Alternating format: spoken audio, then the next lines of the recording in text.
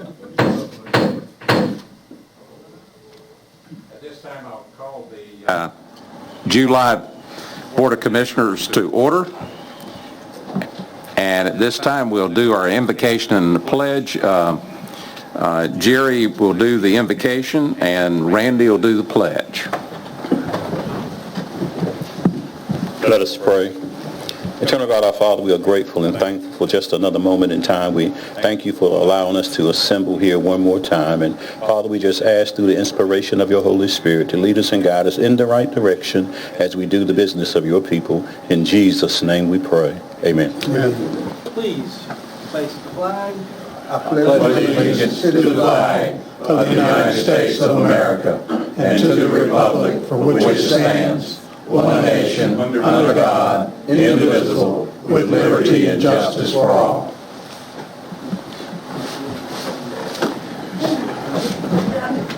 At this time, I'd ask that you either silence your phone or either put it on mute. The first item here is the conflict of interest disclosure statement. Is there any conflict that any commissioner wants to disclose? Hearing none, we'll go to the approval of the agenda. Can I have a motion to approve the agenda? Motion to approve. Motion to approve. Is there a second? Second. Second. All those in favor, raise your right hand. Thank you. Now we're down to the public comments, and the first one is Tandy. And make sure that you introduce yourself with your full name. You don't have to give us your mailing address, Tandy. Thank you, Commissioners, for the opportunity to speak today. My name is Andy Oliver Dunn, and I'm a resident of Beaufort County. I see where the webpage is a topic for discussion later on tonight. I want to bring to your attention some issues and hopefully suggest some changes to correct them. I do not know who is responsible for the content. Several years ago, I pointed out that there was information on the website regarding Beaufort, North Carolina, and not the county. It was fixed, but I wonder if anybody actually looks at stuff on the website. There is no mention of the county-owned parks or boat docks. However, the Washington Racket Club is mentioned, but it closed down 2 years ago, and they're trying to make it into a subdivision now. There is a section on ordinances and codes.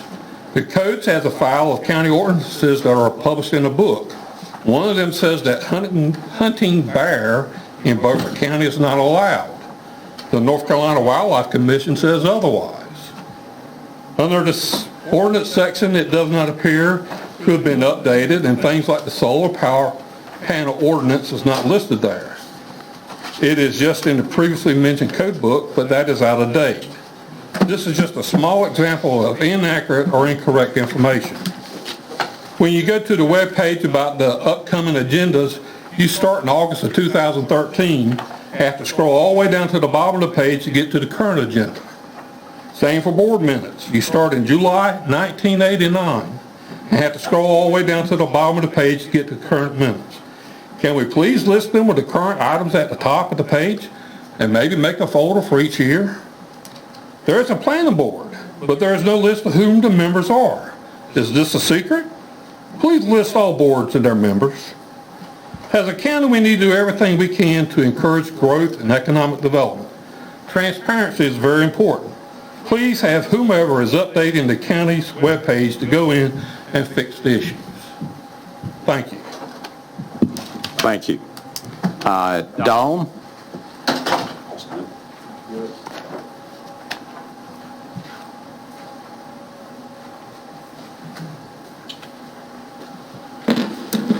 Hello, my name is Dawn Brinson Slan. I'm a resident of Beaufort County, a small business owner, and a taxpayer.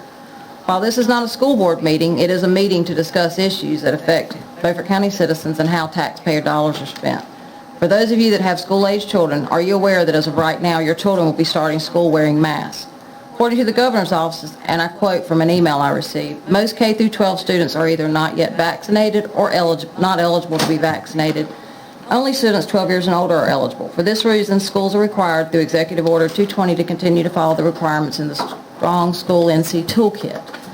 The reports are out on masks, and the data shows that they do physical and mental harm to children. A study reported July 2nd, 2021 stated that wearing a face mask causes children to inhale dangerous levels of carbon dioxide that becomes trapped behind the mask, more than 6 times the safe limit for older children and more than 12 times the limit for younger children.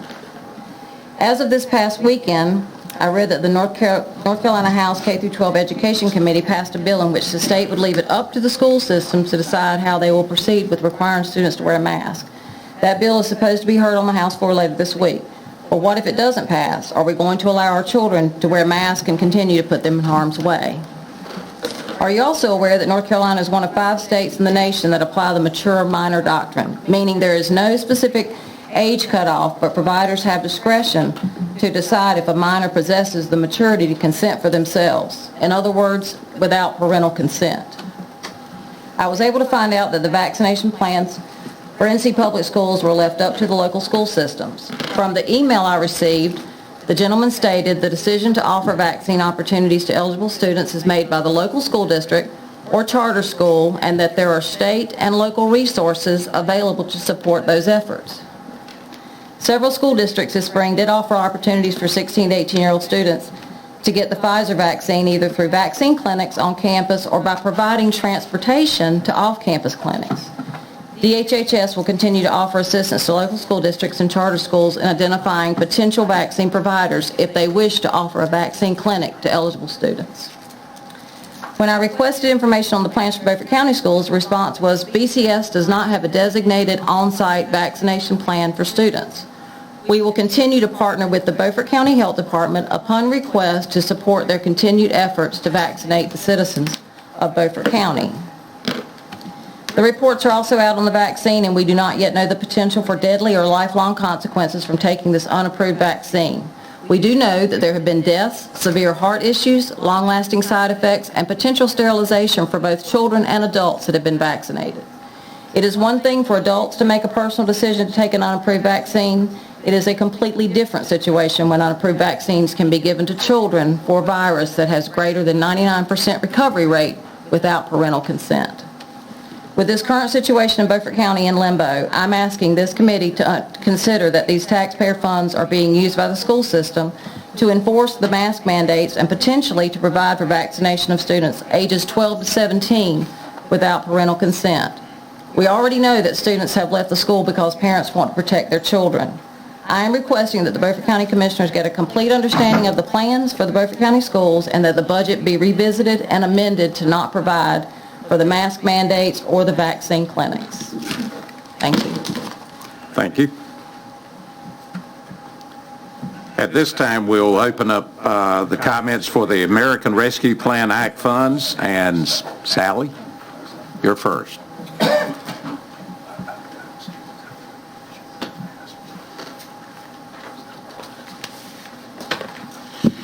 Good evening. I'm Sally Love. I'm the Executive Director of the Beaufort County United Way.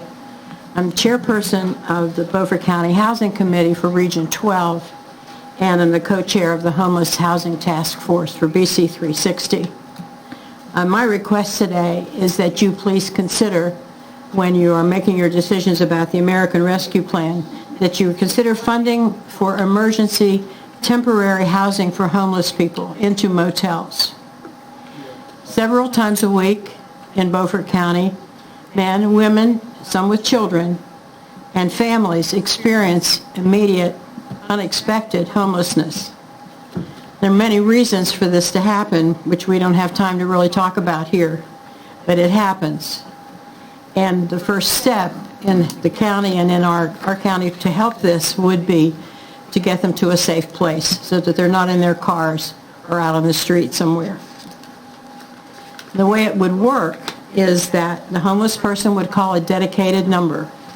This dedicated number would be circulated to all of the agencies in Beaufort County, all the nonprofits, any place that we could put it, so that there's a single number that people can call if they're homeless. This does not exist right now. Right now they call me, they call the Zion Shelter, and if they call during the day, no one answers. They call a DCC. It's just not consistent, and people don't know what to do. So we need a dedicated line, perhaps on a cell phone or something where, and it's publicized, where people can call when they're in trouble.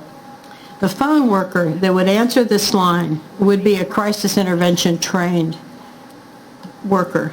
It's very important for the person that's answering. This is a crisis for a family.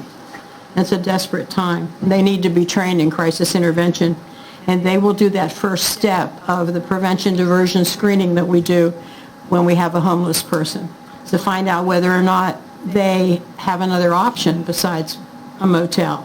Do they have family they can stay with, or do they have a friend that they could stay with temporarily until some help came? So that phone worker would kind of do the first level of eligibility.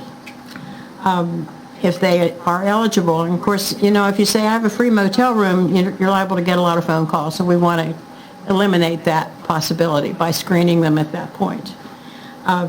Once the eligibility is determined, the contact for the person that's doing the phoning, the phone worker would contact the motel for space availability, and then the next business day, that person would contact the caseworker, the homeless caseworker for Region 12 that works in this county. Excuse me. That week, the caseworker would be meeting with the family and going deeper into the eligibility levels. And to that point, they would become a part of the North Carolina Coordinated Entry System.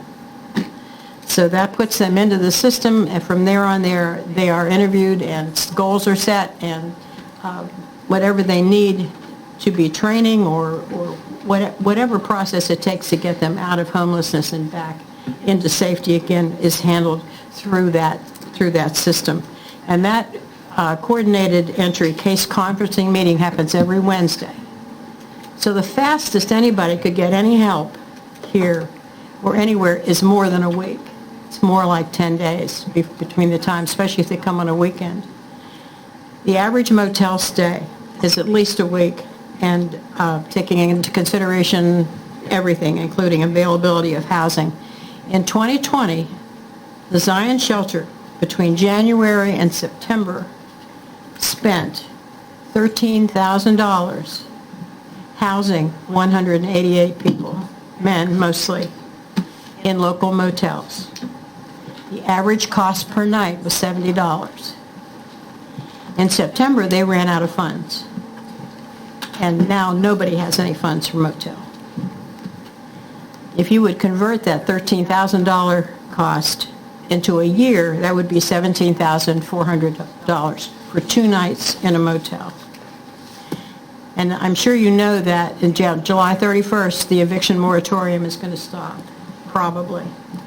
And that means you've got a whole bunch more people that are going to be on the market and out of houses for housing, and a lot more homeless people. At the present time, if you want somebody, if you are a person that needs housing and you need money for rent or for a motel or something, I had a lady that called me last week. She was stranded in Washington. We went from church to church to find her money, to pay $64.04 to the Days Inn to put her up for 1 night. This is not a good way to help homeless people. Just to tell you what this might run. Sally? Pardon me? Sally? Yes. Am I out of time? Yeah. Thank you. Thank you. Thank you. Dawn?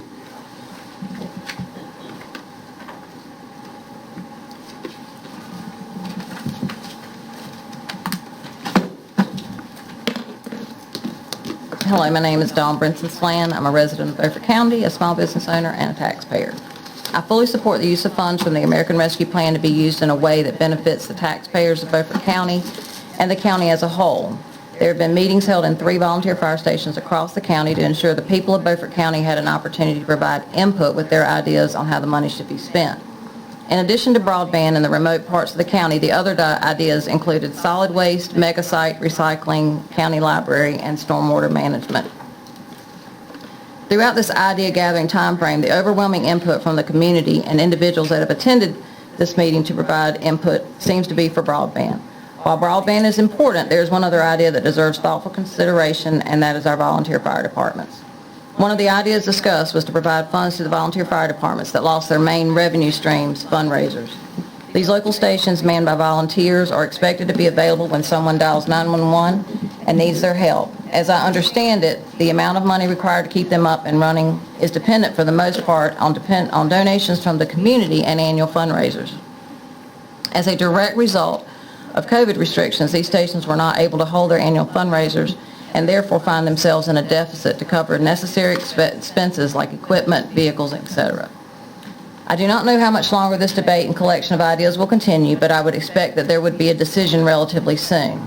I may have missed them, but I've not seen any details about mega sites, recycling, stormwater, and the like, but would think pulling together a detailed, comprehensive plan would then require several weeks for review and tweaking, and that takes this ball even further down the court and the gain of any relief provided by the funds from this plan even farther into the future. I believe the study for broadband infrastructure has been completed and is available for review. I would also expect that the treasurers for the various volunteer fire departments could provide an amount that they need in fairly short order. And while getting all the details in place to move these forward will take a bit of time, I'm asking that you put community need ahead of pet projects and move on. Broadband will bring communication to the remote parts of the county, and replacing the funds lost by the volunteer fire departments will be a step in the right direction to keep all of Beaufort County and the residents safe.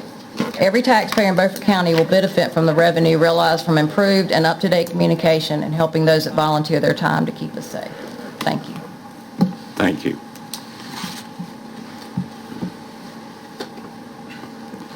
George?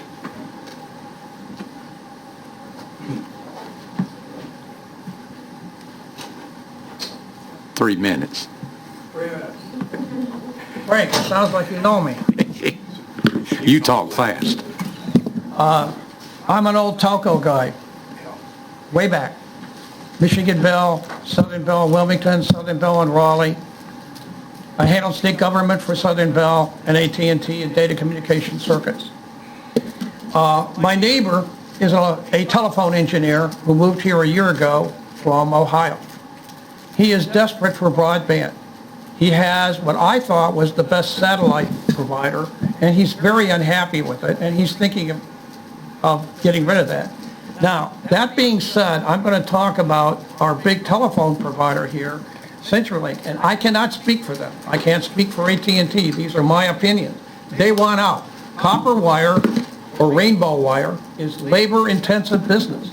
Nobody in their right mind would want to continue to be in that business. It's the end of copper. If the end of copper is coming, what are we going to do for anything on and here? I mean, if there's places where it's better, where they do have fiber in the ground, and I don't know where that is, that'll continue. But on the south side of the river, I don't know that we're going to have anything. And if you want to take that chance, I don't think we should do that. I have CenturyLink ADSL, Asymmetric Digital Subscriber Line. This is the great granddaddy of broadband. It's asymmetric. It's way faster down than it is up. And it's copper wire. We've got posts in swamps where the guys have to waterproof it. It goes to an Indian Island remote, and from there it goes on 10 repeaters, which is copper wire, T1, and my engineer neighbor tells me that in the big giants up in Ohio and the Midwest are no longer selling T1 circuits. All of your hospitals are in T1 circuits, but it's copper wire. So I cannot see how this is going to go on. CenturyLink, from what I've been able to find out on the internet, looking at financial stuff, has spent billions of dollars putting in millions of miles of fiber to Canada, to Mexico, to everywhere, way beyond their territory. They don't want to be in the telephone business. How could they possibly want to be in the telephone business? Their business is providing a core network. All the backhaul, when you go to a Verizon tower, and remember cellular, you're only in the air to the tower. From that time on, you're in the ground. They backhaul all of the CenturyLink backhauls, all that Verizon traffic. Okay, what's next? Some of you said, gee, something will come along better. I got a whole set of fiber optic slides from Western Electric. I had two good old boys that were my friends that actually get my wife a job in DP with the state. And I thought I was going to review these slides with them. And we went in the Tobacco Barn, which was on the Department of Administration on West Jones Street. They invited every DP manager in Raleigh. They're all retired colonels, okay? Plus they had Kathy Hansen, a physicist from NC State. And I'm supposed to discuss fiber optics. Well, you know something? That was in 1981, and nothing has come after light. I don't know what comes after light. I don't think anybody is going to. And I have a little limerick about light and fiber optics. There once was a lady named Bright whose speed was faster than light. She went out one day in a relative way and returned the previous night. So I don't know what we're going to have after fiber. By the way, you all have a letter from our president of our HOA, Mr. Ken Richardson, who's hoping for a connection with another commissioner here, whose name I won't mention. And he's made a very impassioned case as a real estate investor. He has all kinds of North Carolina connections. And he's invested a lot of money and made a lot of money in real estate. I need broadband. So, anyway, don't leave us with nothing. Please spend some of this money. Please, in the name of God, spend some of this money for Mark. Thank you. Thank you.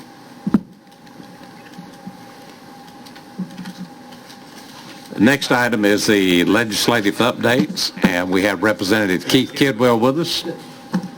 Was there anybody else? No. Okay. That was- I think some people came in later. I didn't know if they...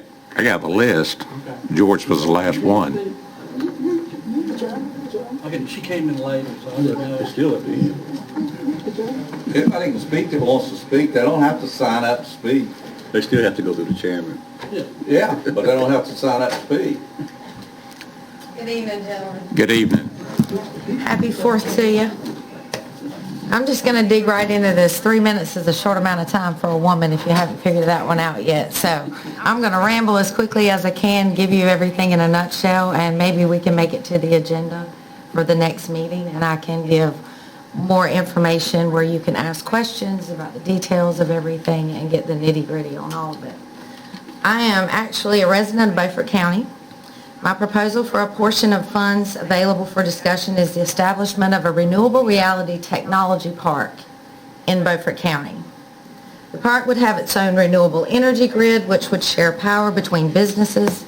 5G would also be implemented and studied on effects and what we could do to implement it further. Currently, we are about $3 million down from having the people that we need to climb the towers to even get it installed. So we really need to look at what we can do ourselves. And that's what this center is about. The park itself would become Beaufort County's first micro-smart community, basically. Everything would be loaded in through the park. The environment would be the first consideration in construction and landscaping efforts, and the park would consist of a reality science and technology center, which would be the actual key feature of the park. There is a base of $21 million available in grant money right now through the National Science Foundation for nonprofit science and technology centers. What we need to do is get started. The center would actually consist of 6 lab domes who would actually do active research and give grant applicants a place to do their studies and to figure out what's going on. We've got AI and drones, robotics and nanotechnology, education and training, to equip our manufacturing and our law enforcement to be able to go in and do actually serious training without having to interrupt school schedules or put anybody in that state of, uh-oh, something bad's happening. We want to make sure everyone's prepared, but at the same time, we can do it in a more isolated way, where we go in, map the schools, have everything we need. Our guys go in as a 6-man team in a VR suite, and they do their training, and it's active in real time. Along with that, agritech would be one of the labs, sustainable development would be another lab, and climate change considerations would be an additional lab. Along with that, we would have a cafe, a Discovery Science Center within the center, which would be our exploration area, a health and wellness spa to identify ways and changes that are being made in holistic medicine, as well as a digital art museum and a tech store. The tech store, you would shop with AI glasses. You would actually walk in with augmented reality glasses. There would be no price tags. You would see those through your glasses. That's just one option. The other part of the park would consist of a futurist hotel, a solar business, a sustainable development business, which would address agroponics, hydroponics. We're looking at vertical farming operation for research and development. We know for a fact that we can take tobacco right now and draw ethanol from it. With everyone quitting cigarettes, this is a valid option for us. We know we can grow it, we know we can do it well, and our farmers deserve the opportunity to explore it. A 3D print business would also be installed within the technology park with residential structure capability, so we could look at opportunities of changing the way that we do our housing. Hybrid refueling station would also be included, a hybrid car dealership, and of course, we are Beaufort County and we are on the coast, so a water park and a putt-putt wouldn't be bad either. Okay. And I do have a list of long-term and short-term goals that would benefit the county too, if you'd like to see those after. Thank you. Do we have anyone else that wants to speak on the American Rescue Plan? Okay. All right.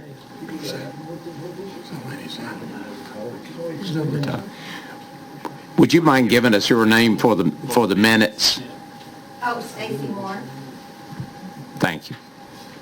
Yes, Patricia Garrison. I hear people talking about broadband, and if I understand correctly, the General Assembly has allocated X amount of money for that already. I would wonder when Representative Kidwell speaks, if he could clarify the amount of money that will come to Beaufort County, and is it sufficient to meet the needs of Beaufort County for broadband? If so, the $7 to $9 million that Beaufort County is receiving, should we spend it on something else, not just broadband? I certainly agree with Dawn, the lady that spoke before me, that our volunteer fire departments desperately need this money, and we as citizens need our volunteer fire departments. I am not in agreement, personally, with funding broadband through government money. If you think you're being censored now, you wait until you get government money from the federal government for broadband. They're going to know everything you say, everything you do. They're going to want something in return for the federal government funding broadband in Beaufort County. Do we really want that? I don't want the federal government funding broadband in Beaufort County. And I certainly don't want an investigation into climate change in Beaufort County. I am sick of hearing about climate change. Let's talk about something else. Let's talk about jobs. What are we going to do to bring jobs into Beaufort County? Jobs that are sustaining the economy of Beaufort County, sustaining our schools, sustaining our families, and encouraging young people to stay in Beaufort County.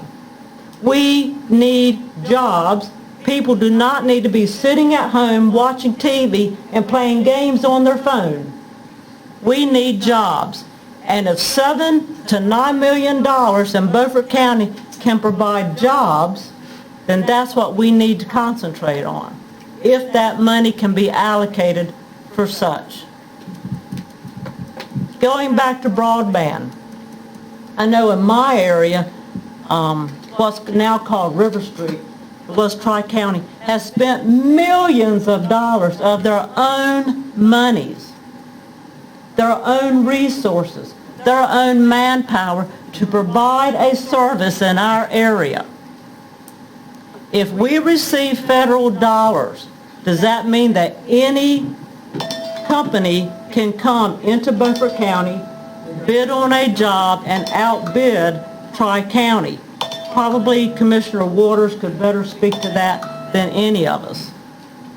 I don't want to see another company coming into Beaufort County outbidding Tri-County when they have spent their own resources to provide a service to its citizens, knowing that it could take years, if ever, to recoup what they have provided to the citizens. I am not in favor at all of taking federal monies for broadband. Thank you. Is there another one? Another person? Okay. Representative Kidwell.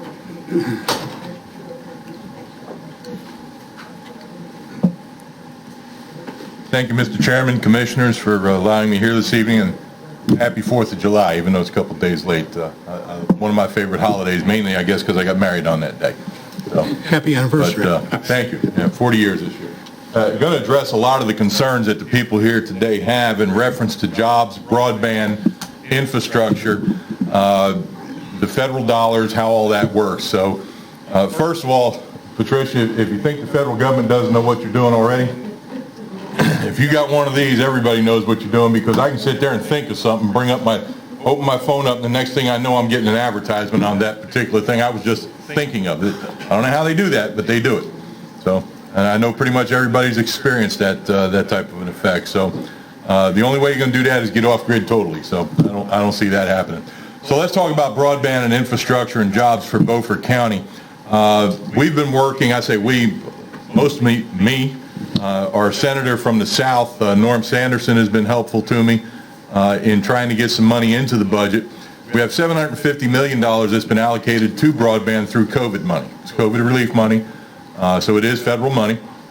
And the way that's going to work is the county can put $4 million of its own money into, a minimum $4 million, into the broadband expansion in the rural parts. It cannot be used in larger cities. It can't be used where it already exists.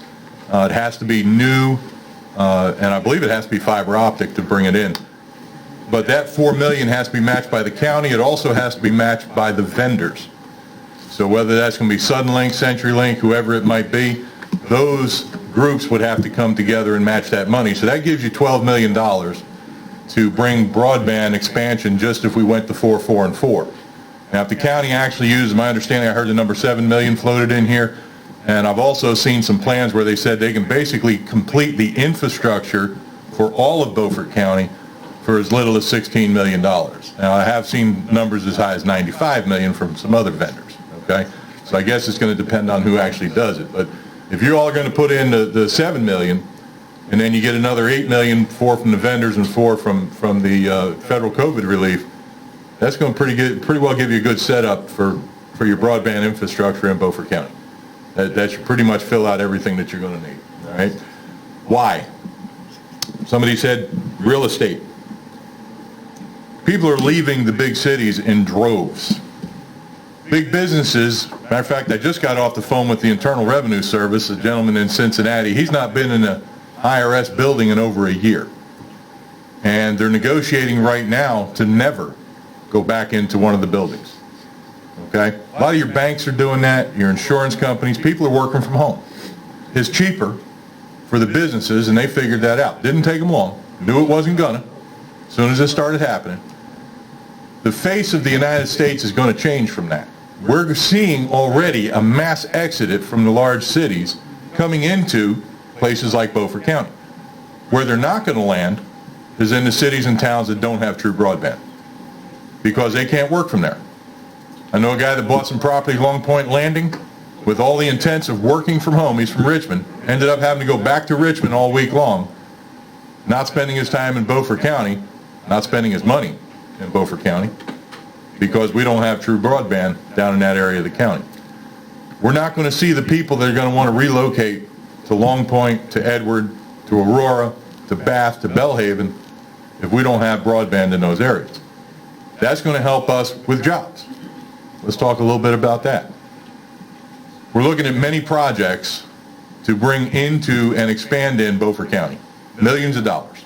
I can't get into a lot of details right now. I've talked to several businesses that are interested in expanding and or relocating into Beaufort County, headquartering in Beaufort County, new projects, expansion of our education system in the county. And like I said, I can't get into a lot of details right now. Probably within the next 2 weeks we can. So maybe at the next meeting I can bring you a real good report and tell you what's going to happen. Part of that's going to be broadband, because none of them are going to be interested if we don't have true broadband to bring in throughout the county. And we're talking jobs from Aurora to Bath to Bellhaven and right here in Washington. So lots of them. And good high-paying jobs, exactly what Patricia Garrison was asking for. So this has got to happen. We've got to keep it focused. As this comes about, I'll be back in touch with the commissioners some more, let you know what's going on. But it's a project we've been working on for months, projects I should say. And if it happens out, I think everybody in Beaufort County is going to be happy, and I think you guys are going to have what you need as far as developing the infrastructure and broadening the tax base and that type of stuff. But I'll stand for the budget. Let's talk about budget. So we did get a Senate budget about 3 weeks ago now. It's going to be another 4 or 5 weeks until the House finalizes their version. We take the Senate's budget, look at it, see what we can do to make it better, because what they gave us is, well, I guess it's a jumping off point, but I think it'll end up in the trash sooner or later, and we're going to go back and get it the right way. But they didn't put in the appropriate amount of raises in my mind that the teachers should be getting. There's not any concentration on building jobs and that types of things. Putting a lot of money into UNC where it's not needed, and very little into the community colleges where it probably would do us all some more good. So we're going to look at restructuring some of that budget. As the chairman of the House Freedom Caucus, I've assigned a piece of the budget to each member of the Freedom Caucus to take the deep dive on, because it's nearly impossible to read the whole thing yourself. So somebody that's familiar with farming, we put on the ag budget. I'll be handling the tax and finance aspects of it. I've got people handling the education pieces of it. And we're going to go back to the leadership at the House and say these are the suggestions we have to improve this budget. So I'll stand for any questions from the commissioners. Any questions for Representative Kidwell? Yeah, I do have one. In reference to one of the questions about the mask mandate for school children. Sure.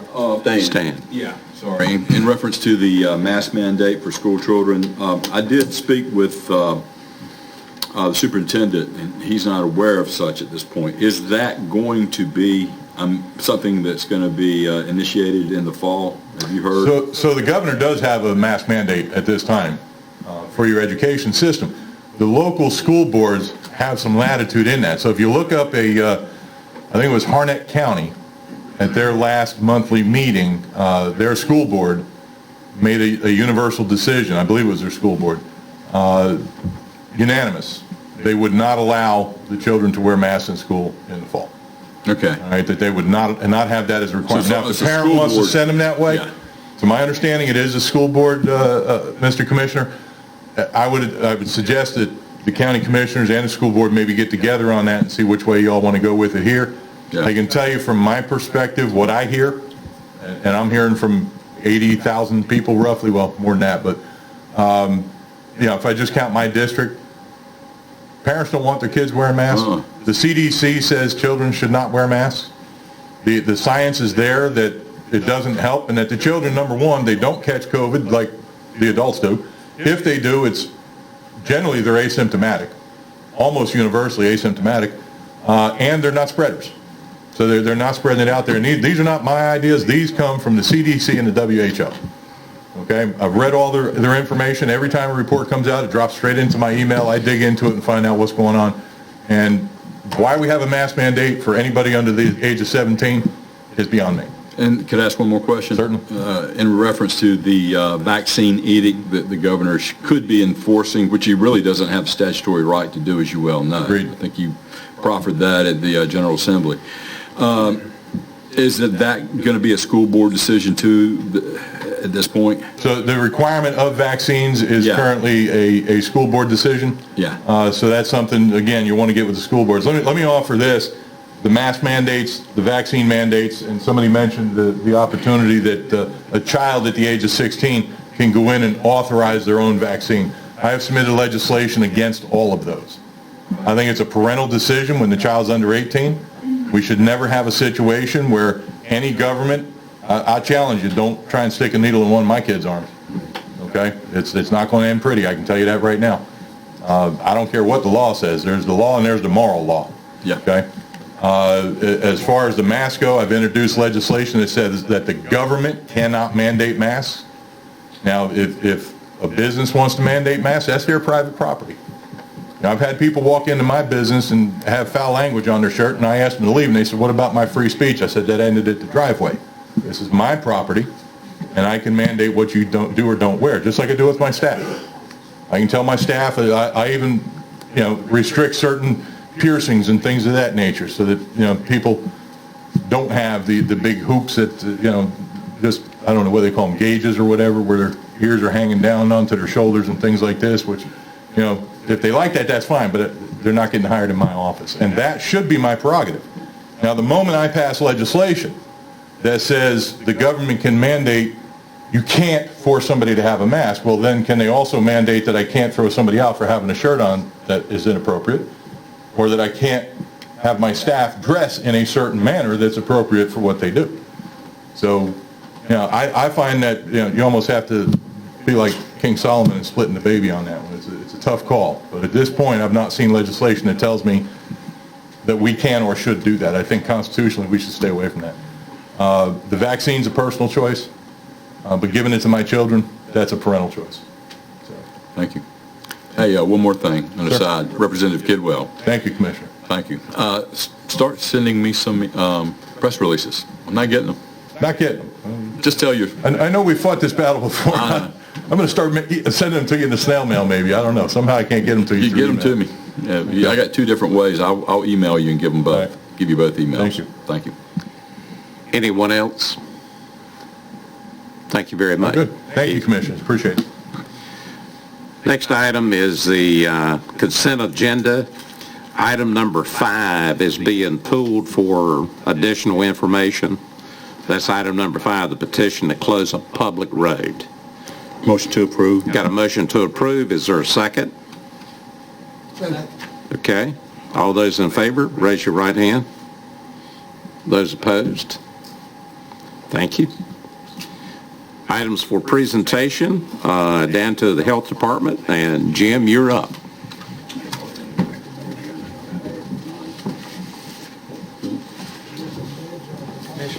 Chairman, hope y'all are doing well.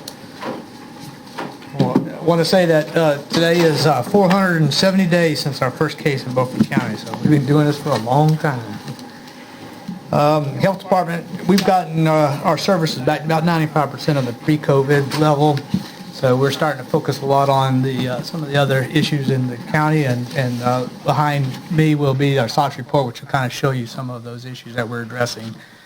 That being said, moving into the COVID, as far as North Carolina, we're now at 1 million cases, positive COVID cases in North Carolina.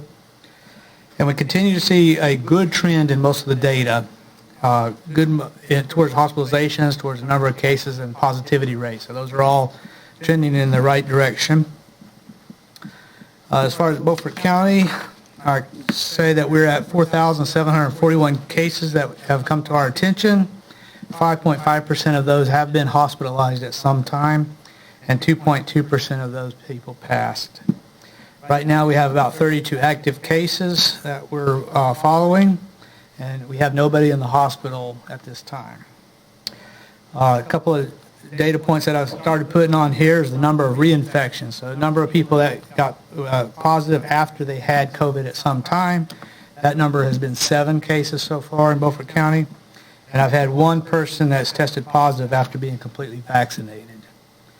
So that number will continue to be monitoring. So this is the trend data as far as the 21-day average for the COVID cases in Beaufort County. This is since the first case. This is breaking down the last 4 months. So since March, following the 7-day average, you can see how it oscillates up and down, usually hanging out from between 2 and 5 cases on an average that we've been walking through. This is likely to continue as far as a trend. Despite vaccinations, and unless 100% of people are immune, you're still going to have cases that are going to break out, and we'll see that for years to come. I was trying to figure out what to present because there's so much data. I didn't want to present all of it to y'all at this point, but I did want to let you know about the deaths, because if you've seen the reports, we're coming out weekly now. You'll see that each week we're showing 3 deaths or 4 deaths, but that's because we're finally getting some death certificates from other counties that are coming in. So most of those are older, so I broke it out by month for you so you could see that over the last 3 months, we've still been averaging 2 deaths per month from COVID. And when you look at it per month, you can see the spike that we had last September to October. Those were almost all from the long-term care facilities. And then we peaked as far as our outbreak, in the months of December, January, and February. So those were those deaths have occurred. I do have 1 death in July that I'm investigating now.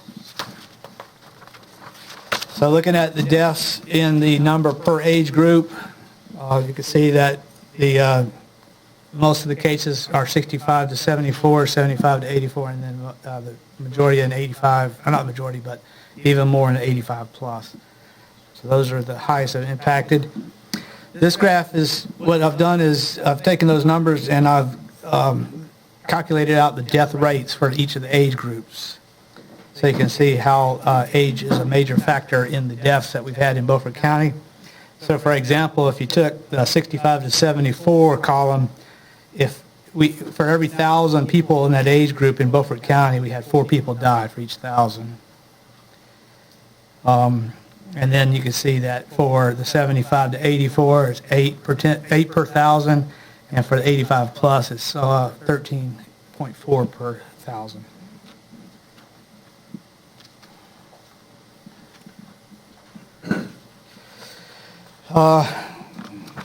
The Delta variant, I'm sure most of y'all have heard about the Delta variant at this point, but just to let you know that the reason that I'm bringing this up is because it is a more contagious variant. The standard variant of COVID was 2 or 3 times more contagious than the flu. This one is 2 to 3 times more contagious than the original COVID. So it's very easy to spread. The people that have not been vaccinated are the ones I'm concerned about, because the vaccine does have a good bit of protection against the variant, the Delta variant. Even if you had been vaccinated and you would catch COVID Delta variant, you would be well protected against hospitalization of it. So you may still get a little bit sick, but you shouldn't be hospitalized. And so therefore I am, again, trying to get everybody vaccinated as much as we can in Beaufort County for that reason. They do think that there's going to be local outbreaks because of how contagious it is. And for example, I think Bladen County has got a high number of Delta variant that's spreading in that county. Some areas, the state of North Carolina is about 10% of all the cases now are variant Delta. In Montana and in North Dakota and somewhere around there, they're up to 45% of all the cases are Delta at this point. And this is from Vidant data that they sent me to show the number of variants that they've been able to pull out. I don't know if they test every positive case or if it's just some, but this is a summary of their numbers that they've shown. And so if you look at that, you can see that, first off, the variants are broken out as VOI, meaning it's a variant of interest, which means they're just monitoring it, but it's not really of too much of a worry. The variant of concern, or VOC, means they are concerned about it. Delta falls under that category.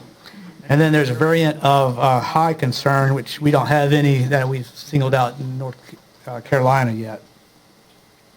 But from this, you can see that alpha is the major variant that we've been picking up in the area around us, and we have not had any, very few deltas in our area so far. But like I said, Bladen County's not too far from us, right?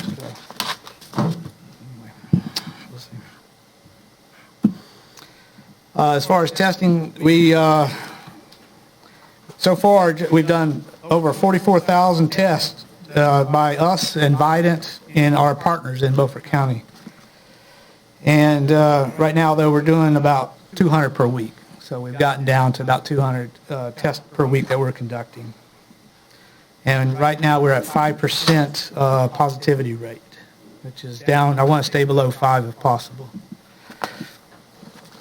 Because of the low numbers, because the sites were not being used, very few people were using our sites that we had out throughout the county.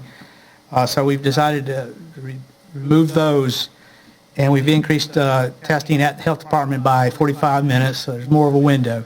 And then we work with BATS in order to provide any transportation if somebody has problems. So if you call BATS at 252-946-5778, they can arrange to take you for testing and bring you back home.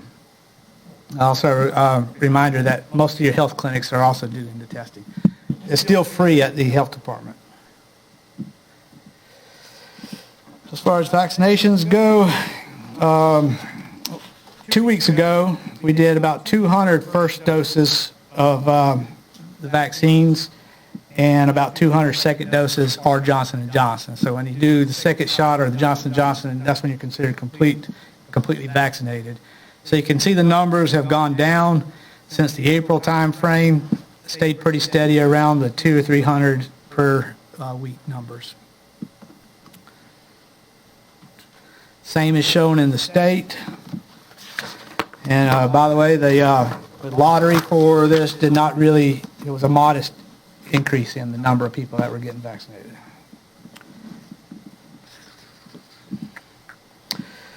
So as far as the vaccinations in Beaufort County, we're at, let's see here real quick. I don't want to read everything off to y'all.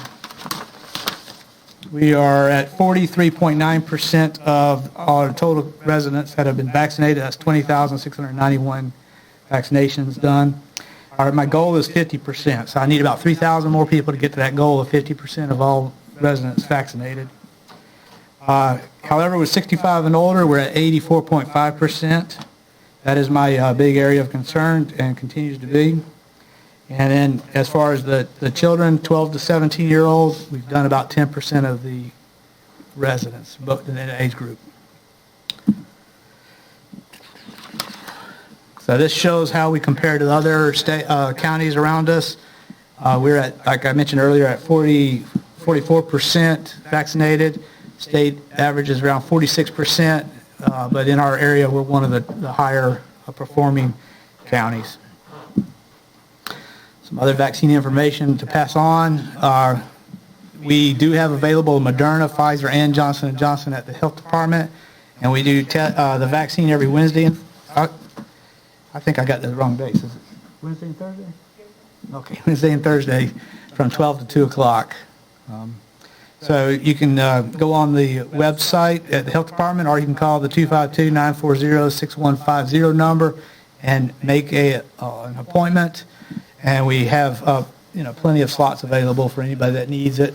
Again, BATS can also transport you to the health department for the vaccine if you need that coverage. We do vaccinate 12 years and older. However, you do have to have parental consent if you're under 17 at the health department. Any questions? Any question for Jim?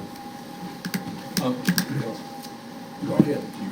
Well, one question is, it looks to me like the statistics on death that with COVID are not much higher, if higher at all, than they were for what you might call categorically normal influenza season. In what way? I mean, what do you mean? The number of deaths. No, we usually have about 10 deaths per year for flu. We're at 110 or 103. Oh, okay. All right. Thank you. My question is similar, but has nothing to do with influenza. You said you had broken out where we've had this rash of deaths in the last 3 or 4 weeks. There's been about 8 or 9 deaths that it's showing, maybe not quite that many, over the last number of weeks, and it's just getting the data in now. Of those 8 or 9, how many are real and how many are from the past? Well, I think, let's say over the last 3 reports, I think I've reported 12 deaths or something like that. It is 12, okay. I can't remember exactly what it is, but out of those 12 deaths, there's been 2 for June, 2 for May, and 2 for April. So half of them was spread out over those 3 months, and then the rest were all before that. Okay. So half are like real deaths from those months, and the other ones are from past months. Staying real deaf is a bad word. I know, but it's... Yeah, because they're all real I'm deaths. just trying to get it in real terms. They're all real deaths, right. They're all real deaths. I guess that's why I tried to break this graph out. Is it not showing? It did. Oh, okay. There it is. Yeah, but it doesn't show which... It's hard to understand. I just was trying to get a verification, that's all. Okay, so on the bottom you have the months. Yeah, I get that. Oh, okay. But my concern was how many in the last few weeks? I mean, the's been a lot in the last few weeks. The report that I send out every Friday, Yeah. or Chris sends out, has the number of deaths that are you compared to what the last report was. So let's just say that could have 10 on there. Yeah. But only 2 of those would have been for June, the other 8 would have been prior to that. Okay, that's... And that's why I'm trying to show you more visually that it was only 2 for June and it was only 2 for the month before. It wasn't 10 that came out last week. Okay. That makes sense. 2 and 8. 8 from prior months, 2 deaths from more current. Correct. Okay, thanks. Anyone else? If not, thank you. Thank you. So I'm going to turn it over to Janelle to do our status of the bill.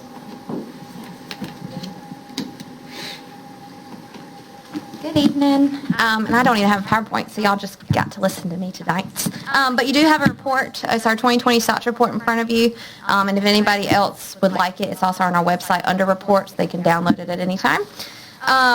If you look straight at page 3, basically this is a overview at a glance. This doesn't change for every 3 years normally just because it's reported straight from our community health assessment, which our last one that was done was in 2018. Basically, this is just an overview of our demographics as well as our leading causes of death. We're currently working on our 2021 community health assessment, so I'm sure I'll see you again next year when I present on that, and a lot of that will be updated as well, and I'm sure we can see COVID up there as one of the leading causes of death as well. If you turn to the next page, on page 4, basically from our community health assessment, from direct input from the community, we help derive at the top 4 priority issues that are identified by Beaufort County community citizens, and those would be access to care, which does include mental health, exercise, nutrition, and weight, which is always up on a top 3, and then education and substance abuse. Basically, the State of the County Health Report, what we do is we go through these 4 issues or areas, and we try to pinpoint how the health department or other community organizations work toward those priority areas. And that's important because if it's an issue to us, and hopefully we're moving the needle some way or some fashion. So in regards to the first priority issue, access to care, our primary care provider rate for Beaufort County is 48 providers per 100,000 population. And our mental health provider rate for Beaufort County is 107 providers per 100,000 population, both of which are behind the North Carolina rate, which just shows we probably have a hard time getting to the doctor's office, or there's too long of a wait, or there's not enough people to go, or there's too many people to be seen at one time, and usually we have to end up waiting, which for most people, if you're like me, I'll hold off for the longest time until I have to go to the doctor when it gets bad. But by the time I have to go, then it really is urgent, and sometimes that leads to ED or ER visits, especially if you don't have that rapport with a primary care. A lot of times there's that trust, so I could go on and on about that part. But some things that we did at Beaufort County Health Department, we implemented our Healthy Living Clinic, which is a provider capability. We noticed an overflow right off the bat, so we extended from 4 hours to 12 hours to kind of help meet that need and give more opportunity for people to be seen. We also added behavioral health services, so kind of tying in that mental health provider aspect as well. Our Women, Infant, and Children Department also extended the hours on Tuesday, hopefully to help give people more opportunity to get to care. And then also, we offer all our services, including behavioral health, on a sliding fee scale, which does help people be able to provide that service. Am I out of time? I'm just kidding. Kidding. Kidding. Second priority issue is exercise, nutrition, and weight. According to, again, the 2018 Community Health Assessment, 1 in 3 Beaufort County residents were reported obese. Actually, in the report for Community Health Assessment, 48% of residents self-reported, that they were told they were overweight. And I know we're not going to get in the weeds of that because I myself am not quite where I need to be on BMI. But the reason that's important is because a lot of those things tie directly to our heart disease rates, our diabetes, which is highly reported, even cancer and stroke. So we really want to tackle nutrition, exercise, and weight so that hopefully in the end result we can lower our stroke rates, our cancer rates, diabetes, and much more. Some other prevention efforts we have are programs. Diabetes prevention program is a year-long program. It is free. We do have some grants and things that help cover for individuals to attend. We work with priority populations as well with that. That program aims to lower A1Cs, hopefully lose 5 to 7% of one's body mass index, and hopefully leads to a decreased rate of developing type 2 diabetes down the road. We also offer diabetes self-management, which aims to provide a service for those that are diagnosed with type 2 diabetes. This program works directly with clients to establish lifestyle changes and, again, hopefully lose weight, lower their A1Cs, and better manage their diabetes because we know we can't get rid of diabetes. Our diabetes prevention program, we had a total of 36 participants. Obviously, 2020 impacted that because that is an in-class session, so we went to some virtual, but we also reestablished early this year. But we've had 36 participants, and those participants lost a combined total of 153 pounds, and they reported an average of 122 minutes of physical activity, which is great. We also offer medical nutrition therapy. We had 15 in 2020 for medical nutrition therapy. This is, again, another program that focuses on exercise, nutrition, and weight. The great part about that is clients get to work with a dietitian, and they get to create an individualized plan, hopefully to improve their lifestyles in one way or another. And Beaufort County Health Department also offers a community walking trail from sunup till sundown. Anyone's welcome to come out. It's a nice little figure 8. Hopefully increase some of the walking minutes and physical activity if they get a chance. Hopefully that would provide a little bit more access to exercise opportunities, as that is also one of the things reported on in the Community Health Assessment.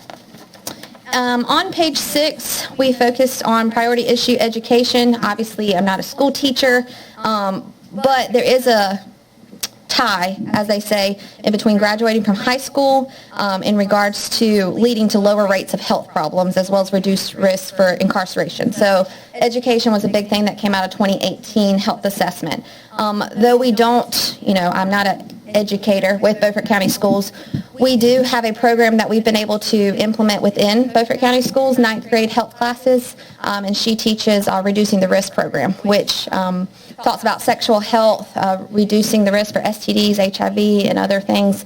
Also, it involves parents, so that's the wonderful part. It increases parent communication, hopefully gives parents maybe a way to improve their communication with their children. And we also implement things such as budgeting, when you have a baby, when you don't have a baby, where all that money goes. If you know what I'm talking about, you know what I'm talking about. And we even bring in a lovely, very real life baby that cries and makes kids really never want to have a kid right now. So, all good things. Priority issue number 4 on page 7 is substance misuse. Beaufort County has one of the highest opioid prescription rates in North Carolina. The equivalent of every man, woman, and child in Beaufort County could receive over 69 opioid pills each, while the state average is around 43. So obviously there's a lot of efforts regarding around this. Beaufort County reported 9 unintentional opioid deaths in 2019, and our unintentional medication drug death rate per 100,000 was 21.5, which is greater than North Carolina's rate of 16.7. In 2019, we had a collection of 602 syringes through our syringe services program. 128 doses of naloxone Narcan were distributed, and 170 syringe program or kits were distributed as well. We also have partnered with District 2 Recovery Court and designed a, basically it's designed to assist chemically dependent offenders with their court order treatment plans, and we had 24 Beaufort County referrals and 2 accepted into the active program. We also offer community testing, which is free. It kind of ties into the drug use. We're able to test for Hep C, HIV, and syphilis. We tested 224 individuals, and of those, 30 tested positive for Hep C, which is about a 13.4% positivity rate. And then we're going to get into some COVID. So I will not over COVID, y'all, I promise. There's just a timeline in regards to how things escalated that I will not review because we all lived that together. And then on page 9 and 10, we kind of went through our year in review, which obviously was very heavily impacted by COVID. As Jim mentioned, in this report, as of December 31st, I put in our last community report that we used to send out daily, which just to give you kind of a perspective, as December 31st, we had about 2,600 cases. As of July 2nd, the report we put out Friday, we have 4,700 cases. And then deaths, we had 62 at the end of December, and as of July 2nd, 102. And then recovered-wise, we had 2,077 and recovered 4,600. So we partnered with lots of community partners during COVID regarding testing and vaccination. Those highlighted or listed on page 9, I would love a big shout out because they are amazing. They worked with us in regards to their facilities or their parking lots or promotions or their staff, allowing us the ability to, come there and test individuals and bring the service to them versus having to come to the health department or arrange transportation, which was awesome. The last but not least page was literally just changes that happened due to COVID. Some of them great, some of them not so great, as you can imagine. There's a lot of safety and prevention efforts put into place, whether it was teleworking or sanitizing the handles off of doors. Syringe exchange sites or certain programs, BCHD began providing in other ways. Our partners in the community that used to allow us to go get tested or provide testing or SEP had to be shut down because their doors were closed to COVID. Some of our postpartum newborn visits were temporarily suspended. We did still implement behavioral health. We utilized telehealth, which was amazing, and clients are really utilizing that as of now. We also increased our workforce from contact tracing and testing and vaccinating. We increased lots of staff-wise. And then health department staff maintained their day-to-day operations as well as job duties and took on additional tasks and job responsibilities to assist with COVID. And I'll end with a Rocky quote because 2020 was all about it. It ain't about how hard you hit. It's about how hard you can get hit and keep moving forward. And I think Beaufort County did a very good job of moving forward with all the hits we took. And that's it. Any questions? Any questions for Janelle? Once again, thank you for everything that the staff as well as all these organizations that help pull off and make the job easier. Yes, sir. So, once again, thank you. Thank y'all. Next item is the cooperative extension update. Rod?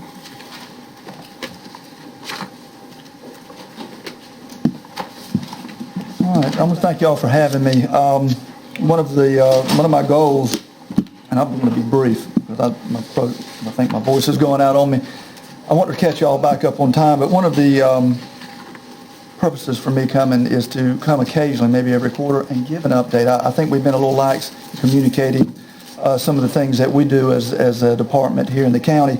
And to do that, I draw your attention to a publication I think I put in front of everybody. There's also a one-pager that gives you a little background on the impact that cooperative extension makes in the counties.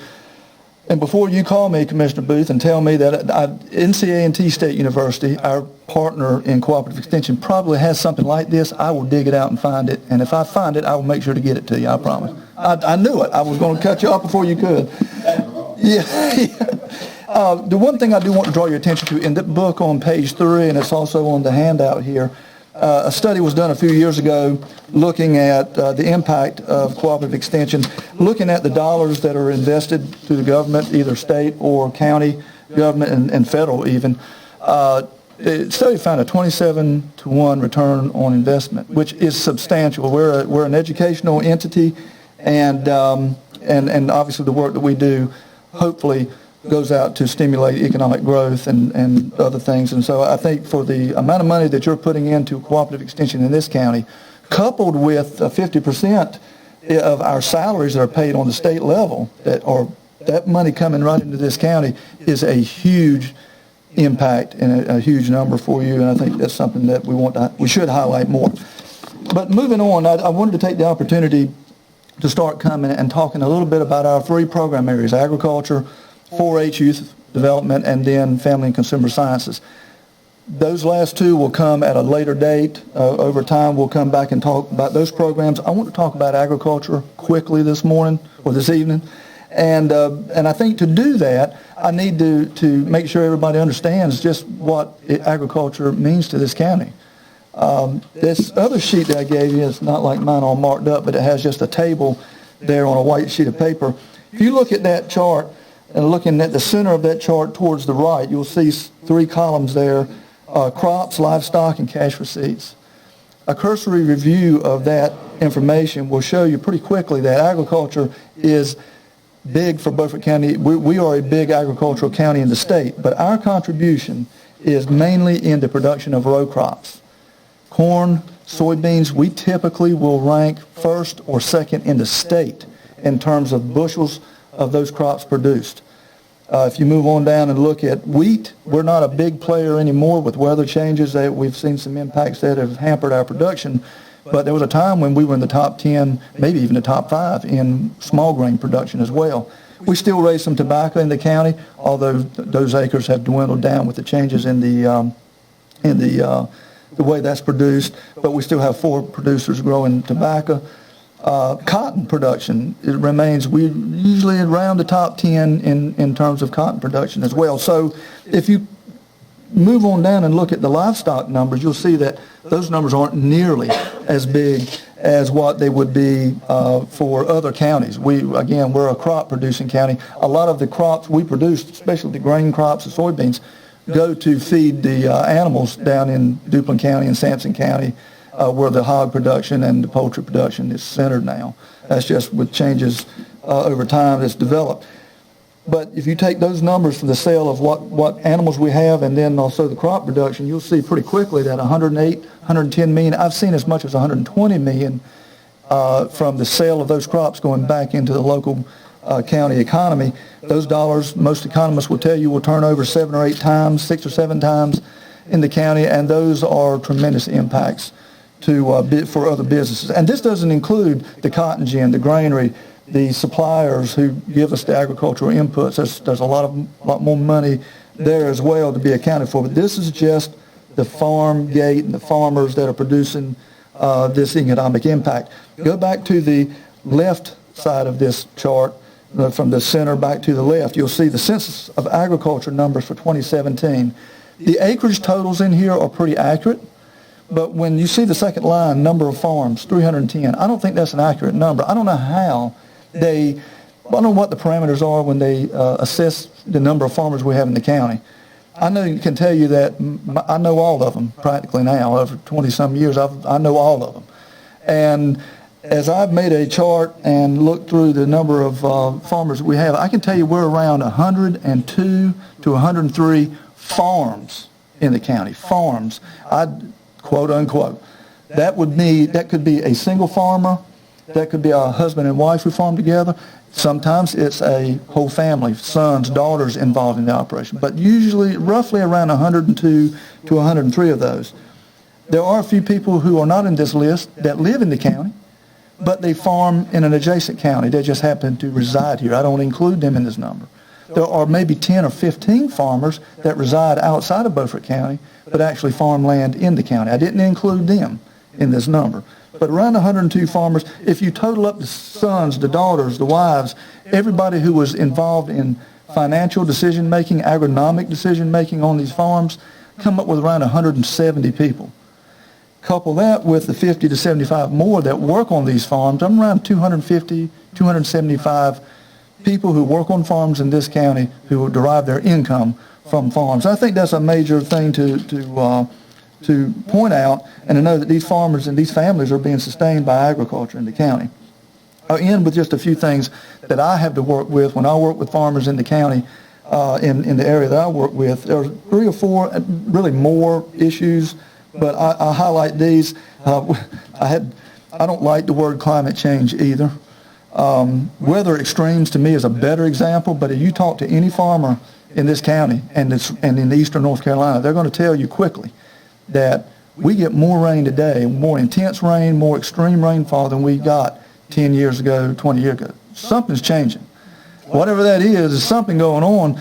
Our drainage infrastructure in this county was designed by engineers years ago to handle 2 inches of rainfall per 24 hours to remove that.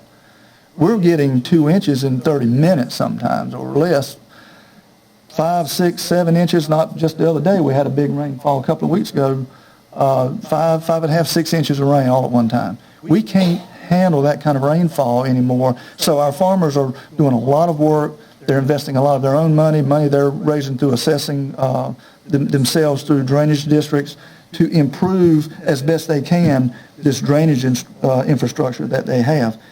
Another issue, environmental sustainability of farms. How do we put fertilizer in the ground in a manner that is less likely to run off into our nutrient-sensitive waters and that surround us, that are prevalent in our area? Regulatory requirements. I was talking with Tandy earlier about just the educational needs that I perform to keep pesticide applicators current, certified. I think more regulation is coming. The farmers are some of the most heavily regulated in the country right here in eastern North Carolina. Precision agriculture, the need for broadband, the list goes on and on. I work with these guys every day around these issues and more. And I love it. I think it's a great job to have. I'm passionate about it. I think agriculture is a huge contributor, as I've said, to this county. I wanted to make sure you guys were aware of that. In the future, I plan to come back and talk more about the other program areas. If you ever have any questions, please reach out to me, and some of you do. We have resources we can bring to you to help you understand more about the impact of agriculture in the county. Be happy to answer any questions if you want to take time to, or if you need to move on, that's fine too. I was looking on your thing, on your chart. Mm-hmm. Where do we rank with flower farms? Oh, man, you know what? That's a great question. They're included in that number that I had, the Van Staldines. Yes. See the breakdown. It's not included on this, but we are a big flower producing area. Beaufort County is uniquely situated up and down the East Coast, according to some of the guys that I talked to, that we are ideally situated with good soils to produce these cut flowers, peonies, and the others that you see in Terracea so prominently. We are huge in that. In terms of, there may be some greenhouse operations in the state that surpass us dollar-wise. If you ever go out to Charlotte, I can't even think of the name of that place, but I'm talking about 120 or more acres under glass in a greenhouse that they're producing ornamentals. But the cut flowers, we're big in that. I don't know what the number is, but it's huge. Well, look, we want you to come back down. I know you are. Sure thing. Randy? The Blackland tours in August. Yep. Are you going to email us the directions and time? Yes, we'll be doing some communication about that as we start to approach that date. It's coming quicker than that. That is the largest field day of its kind in North Carolina. It's grown over 50 years to become that. It's a hugely popular event. We rotated around the 4 counties, Beaufort, Hyde, Washington, and Terrell, and you've certainly seen that firsthand, helping us with some things in the past. So we will be doing that August 4th in Washington County on Highway 99. We'll send you the directions. Come see us. Thank you, Rod. Thank you for having me. The next item is a public hearing, and so I need a motion to go into the public hearing. So moved. Is there a second? I'll second. All those in favor, raise your right hand. Thank you. Carlton? Good evening, everyone. This item pertains to the NCGS 160D text amendments for the county subdivision regulations, travel, trailer park, and manufactured home park ordinance, and the solar energy facilities ordinance.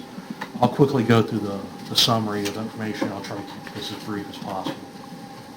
So a 2019 state law created Chapter 160D and repealed previous development regulations for local governments. The new chapter combines city and county enabling statutes in an effort to make them easier to follow and understand, primarily consisting of sections from Chapter 160A, which is for cities, and 153A, which is for counties. It also consolidates development-related statutes from other chapters and reorganizes them to a more logical order consisting of 14 articles. Along with the updated language, cities and counties are given similar procedures and definitions for development regulations. One major example of this is how they've divided decisions, or they've categorized decisions into either legislative decisions, which is what y'all would do, quasi-judicial decisions, which are fact-finding decisions which involve some sort of discretion, and administrative decisions, which are pretty black and white, just simple, straightforward decisions, which I would make day to day. There are also some minor substantive changes, but there are no major policy changes. In fact, most of this relates to zoning and the comprehensive plans, which isn't really relevant to the county, although this encompasses all local development regulations. So some of this is relevant. Updated content relevant to Beaufort County's ordinances include new statute citations, updated and standardized terminology. Definitions must be in line with the statutes, specifications for quasi-judicial procedures, conflict of interest statements, information about appeals related to administrative decisions, notices of violations, vested rights and permit choice. Updates for 160D compliance are required for any local government with development regulations affected by the new statutes. The planning board unanimously recommended at their last meeting to approve the provided amendments, and it's the staff's recommendation that the Board of Commissioners also approve the provided amendments. So I'm going to ask, are there any general questions about 160D, or are there any specific questions about, are there any questions about specific changes that are provided? Yes. Is there anything?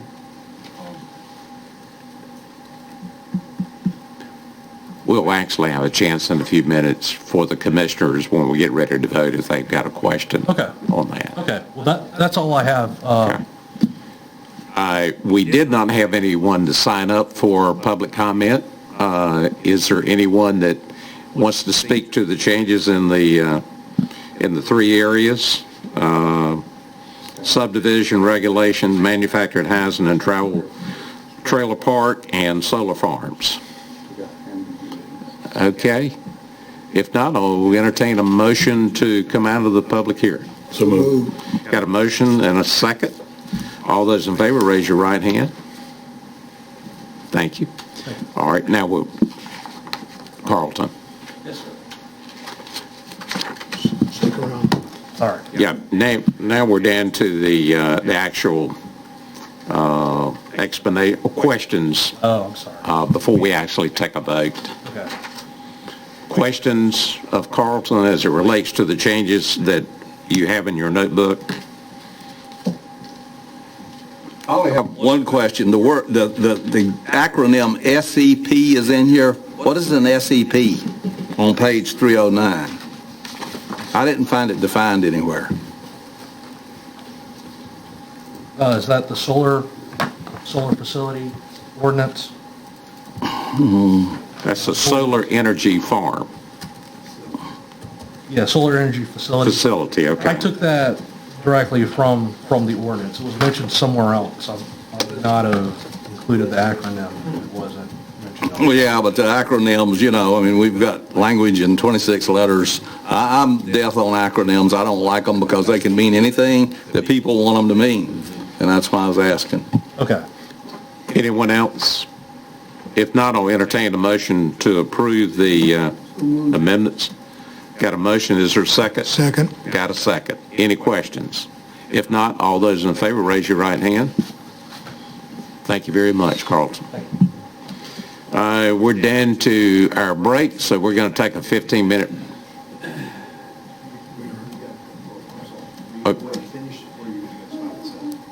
Oh, I thought they were all in one. We got to do each one of them? You got some items. You still have items on the agenda before you get to the break unless you want to stop at 7. There's economic development and public works. I don't care. All right. You're up, Martin.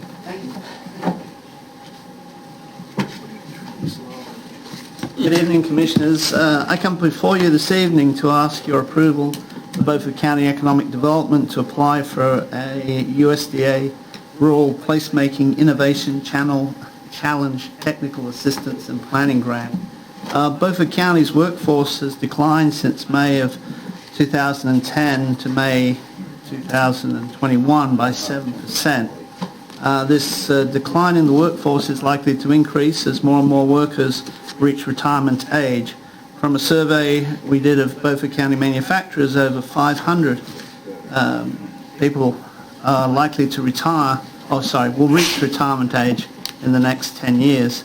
Another 250 workers are also needed currently through anticipated expansions and also just general running of business today. To replace these workers and fill the new positions, Beaufort County needs to be a great place where young people and others want to live, work and play. The Rural Placemaking Innovation Challenge is a process for qualified entities to support rural community leaders to create places where people want to live, work and play.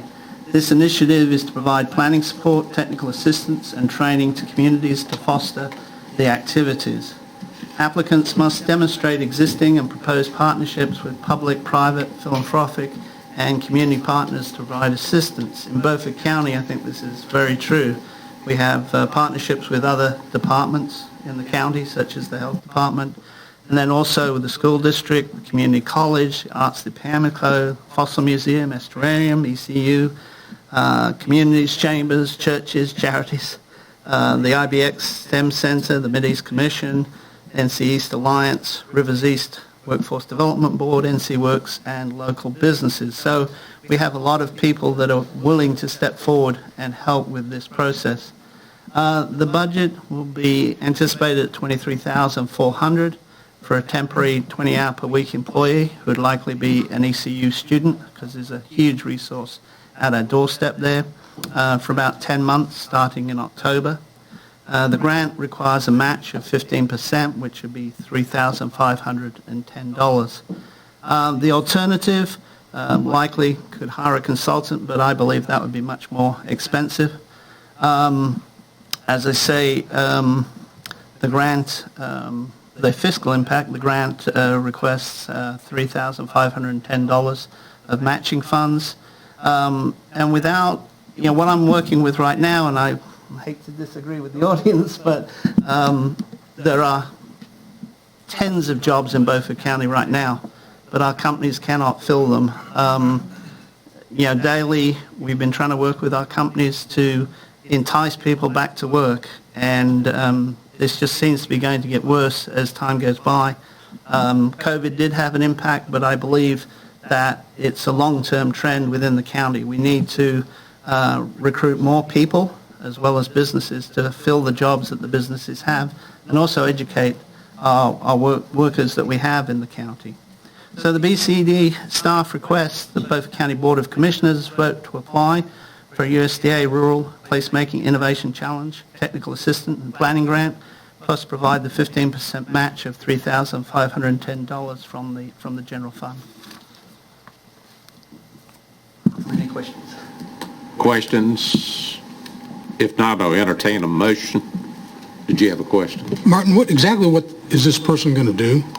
Basically, they would help all those people I talked about coordinate in terms of producing activities that will enhance people to stay or locate in Beaufort County, We have right now a Made in Beaufort County campaign, which is trying to educate people about what is in Beaufort County.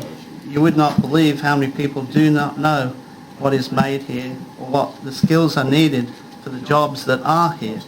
Like the lady said, there are no jobs in Beaufort County. That is not true. There are jobs here that people are today. If I had somebody right now, I could go give them a job at one of the companies. But we need to increase the workforce in this county. Go ahead, Jerry. The match, is that prior to you doing the application, or is it No, afterwards? that would only if we received the application. Okay. I mean, if we received the grant. Okay. Entertain a motion. Motion to approve. Second. Okay, motion and second. Any additional questions? If not, I have a comment. I will submit that you're throwing good money after bad.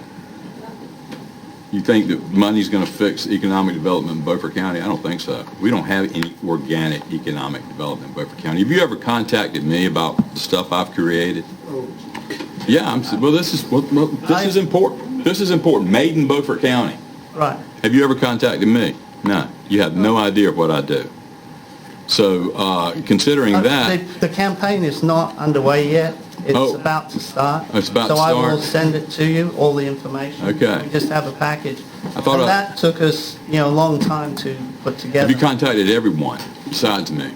I'm just We going have by me because not. I know my world. I We know what's have- going on around me. We have contacted businesses that we have enticed to be part of the program and told us, what they manufacture and the skills that they need. Okay. And we've created through the community college, the Advanced Manufacturing Institute.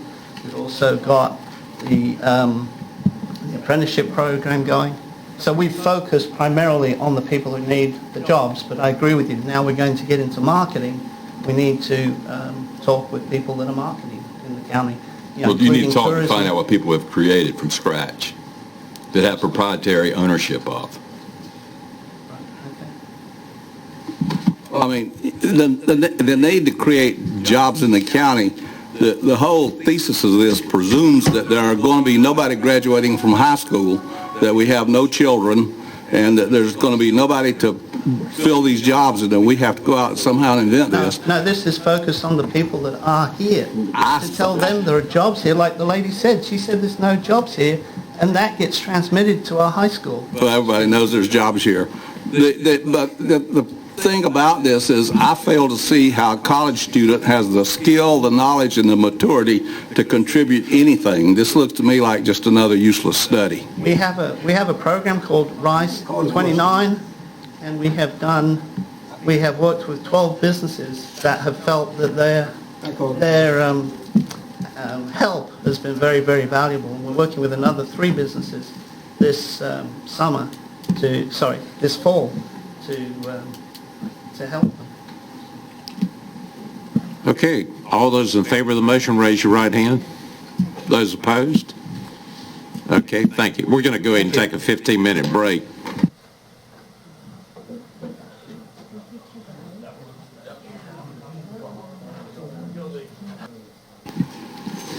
Okay, the next item on the agenda is the contract for relocation of the soil stockpile at Sydney. Christine? Good evening, Commissioners. If you'll recall, back in December of 2018, Corbett Construction demobilized the solid waste collection site at Pamlico Beach and constructed a soil stockpile at the Ransomville collection site. On June 14th of 2021, Beaufort County issued a request for pricing to 5 subcontractors to relocate a soil stockpile at the Ransomville solid waste collection site to the landfill site on Hawkins Beach Road. The RFP is attached for your reference in your agenda book. The scope of work includes relocating the soil stockpile, the trucking, and all associated required grading and erosion control measures. A portion of the stockpile is located in an area of the property that the U.S. Army Corps of Engineers has identified as wetlands. 2 proposals were received on June 25th, and a bid tab sheet is attached showing NC Earthworks of Greenville, North Carolina, with the lowest cost. Staff has discussed the scope of work with North Carolina Earthworks and with personnel and recommends the award in the contract amount of $23,812. Because it was anticipated that this project would be able to be completed during fiscal year 2021, funding was not included in fiscal year 2022 budget. However, funds were transferred from the fiscal year 2021 budget back to the Solid Waste Enterprise Fund balance. Therefore, it is requested that $23,812 is transferred from the Solid Waste Enterprise Fund balance to the fiscal year 2022 budget. Staff recommends approving the contract award to North Carolina Earthworks Incorporated and the associated budget amendment. Questions of Christina? Motion to approve. Second. Then go.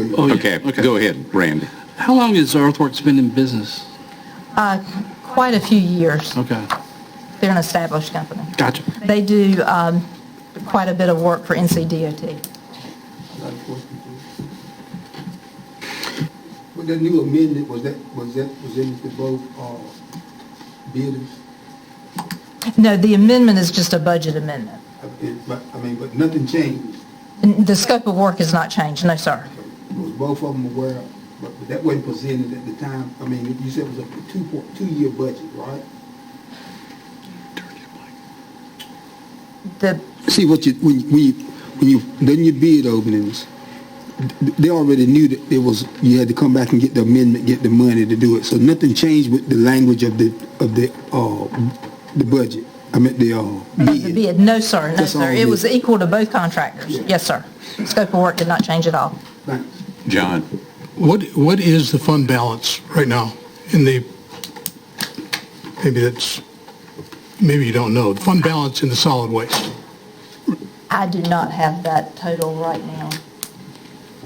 I was estimating it was going to be about $250,000 at year end at June 30th. Okay, and we're taking out of that the money we approved in the 2021-22 budget, right, of 160-some thousand? Plus 165. Yeah. Yes. So it'll be down to, okay. Yeah, pretty low.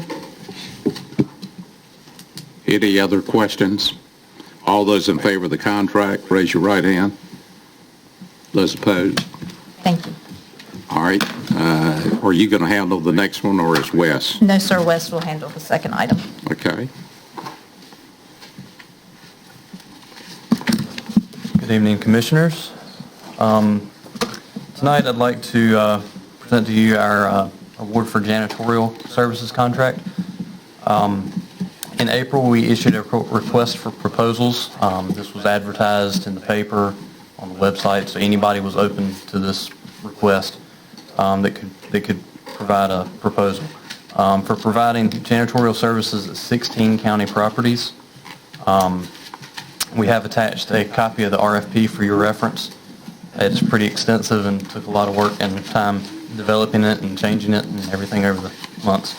The scope of the contract includes regular daily janitorial services, scheduled services such as floor stripping and waxing and carpet cleaning, and also a response to emergency needs. The contract was advertised for a base period of 3 years with the option to extend for 2 additional one-year periods, so total contract could be 5 years. We held a pre-submittal meeting for all interested proposers on April 27th to review the scope of the work, and we also provided a tour of all the properties to each participant. 8 proposals were received on May 6th, and American Facility Services based in Alpharetta, Georgia, provided the lowest cost proposal. We have attached the tabulation sheet so you can review that as well. We assembled a team of 5 county staff, 3 of which were Public Works, Ms. Smith, myself, and Todd Taylor, the maintenance supervisor, as well as 2 other representatives from 2 other departments. And we evaluated each vendor based on their submitted proposal.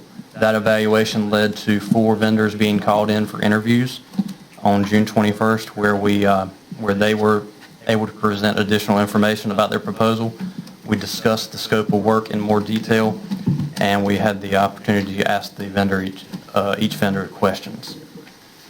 Based upon our evaluation of the proposals, the results of the interviews, as well as reference checks, staff recommends that we award the janitorial services contract to American Facility Services. We saw nothing in their proposal or their interview that made us feel like we needed to go with somebody who cost more than them. No additional funds are required for this contract. It was included in fiscal year 22 budget, and if approved, the contract is scheduled to begin on September 1st, and that's to give the notice to the current contractors and give them appropriate time. Motion to approve. Got a motion to approve. Is there a second? Second. Okay. Discussion? Questions? All those in favor of the janitorial contract, raise your right hand. Those opposed? Okay. Thank you. We're down now to the financial report. Anita? Thank you, Mr. Chairman. You do have a handout in front of you. It's on legal size paper showing the most recent sales tax distribution that we're set to receive the middle of July. It's for the April sales. The amount's $1,065,853 and change. That's the second highest distribution we've had probably in forever. Last month was our highest distribution for the March sales at $1.077 million. So if we annualize the way we're trending so far this year, I expect we'll end up at about $11.44 million in sales tax distributions for fiscal year 2021, which is well over the budget amount of $8.4 million. Also, quick update on ad valorem tax collections. They're going to come in about $1 million over what we budgeted, or about 3% more than we budgeted. We budgeted $37.3 million. I'm expecting them to come in at about $38.3 million for the year. So about 3% more than we anticipated there. So, and you know, as I've said before, sales tax and ad valorem taxes make up about 80% of our revenue. So that's why we spend so much time on those and so much focus on those. As far as expenditures, done a review of those for last year to make sure we're in budgetary compliance. We did a few transfers at last month's meeting to cover some overages in some areas. Did not have to use any fund balance for that. So we're in good shape on the expenditure side, and I do think we'll have a really large addition to fund balance for last year. Again, just with our revenues the way they've been for property taxes and sales tax. Any questions on county financials? Well, I have an observation. Yes, sir. We just last month did a budget that underestimated the devil out of revenues. And now we come in this month, and all of a sudden, in 30 days, we got $4 million more than we thought we were going to have. This goes to Hood Richardson's complaint about soft budgeting. I disagree with that, because I've been standing up here every month telling you that sales tax was coming in well over budget. If you'll remember back, when we were budgeting for the 2021 budget year, it would have been in the spring of 2020, and we had what we thought were good sales tax numbers based on historical trends and what we had collected, and we had been experiencing about 4 or 5% growth in sales tax year over year for the last 5 years or so. So the manager and I felt very comfortable at that time, back in March, February, March, in budgeting our sales tax revenue at about 5% more than it had been the previous year. And that would have put us at about a $10-point-some million number. And then COVID hit. And all the information we were getting from the association, School of Government, they really felt like nobody knew what was going to happen with sales tax. Everybody thought we were going to take probably about a 20 or 25% hit. And so that's what we did. Based on that guidance, we reduced our budgetary estimate for sales tax from over $10 million number down to $8.4 million. Now, what actually came to fruition was the exact opposite of what all the experts thought would happen. And you know that there are a lot of reasons probably that happened. We had all the stimulus money that was getting into the hands of citizens, and they were out there spending that. But, you know, I disagree, Commissioner Richardson, respectively. You know, that was an intentional reduction we made in sales tax that this board approved when we adopted the 2021 budget, last year's budget, because nobody knew what was going to happen with sales tax. Well, let's go back to the last 30 days. I'm not talking about who shot John a year ago. I'm talking about within the last 30 days, we adopted a budget. And now you're in here less than 30 days later saying, gee, we underestimated that budget by about $4 million. No, that's not what I'm saying. I'm saying last year's budget, not the new budget. You want to talk about last year's budget. I want to talk about the here and now, this year's budget. I don't care who shot John a year ago. Okay. It's July 6th, and I have given you the best budgetary estimates I can for the new budget, but just 6 days in the new year, I can't tell you what's going to happen with sales tax. I can tell you with some confidence where we're going to be with ad valorem taxes, but with sales tax, I'm not real sure where we're going to end up. I've budgeted $10.8 million, I believe is the number, if you'll just allow me to double check myself really quickly. We budgeted $10,843,800 for this new current year, 21-22, for sales tax. And I'm estimating this year we'll end up at 11.4, so it is slightly lower than where I think we'll end up for last year in what we budgeted for the new year, but not by a whole lot. Well, but you've got a 3% increase in ad valorem taxes, and that's, you know, what, $35 million in round numbers? That's about another $1 million. So there's at least $2 million of softness in that budget that we had an opportunity to change when we did the budget less than 30 days ago. So I'm talking about what happened in the last 30 days. I'm not talking about what happened before then. So we did an intentional reduction in the 21-22 budget for ad valorem taxes because you may remember me telling you we have our largest taxpayer that's contesting their tax bill, and we feel like there'll be some kind of a settlement there. So we did not budget any growth for our ad valorem taxes, and we left it flat for that reason. But you just estimated a 3% increase in ad valorem taxes. Last year, there was a 3% over what was budgeted. That 3% increase, or the surplus, the 3%, we already added that in our budgetary number for next year. I'm happy to give you a comparison of where we thought we would end up last year versus what we budgeted in the new year. No, I follow the numbers pretty close. I understand what's going on. Thank you very much. Yes, I'm just thankful that we're healthy and solvent. I mean, because we're now into our hurricane season, and there's no telling what we're going to face, and I'm just happy to know that we have money to do what needs to be done up front, and hope and pray that FEMA will reimburse us. Thank you. John? I think we need to clear something up, though. Hood, you're alleging that the 2020 taxes are the 2021 taxes, and that's not what's happening here. You're comparing the wrong years. I don't think I'm comparing the No, wrong yes, you years. are. I disagree.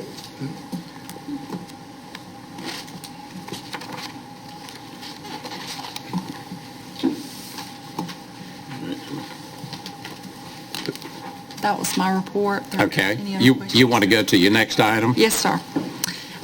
Back on June 22nd, 2021, just a couple weeks ago, the county was awarded an additional $200,865 from the North Carolina Housing Finance Agency, and this is for that essential single-family rehab project that we currently have going on, and they gave us that additional funding to add 5 more homes to that program.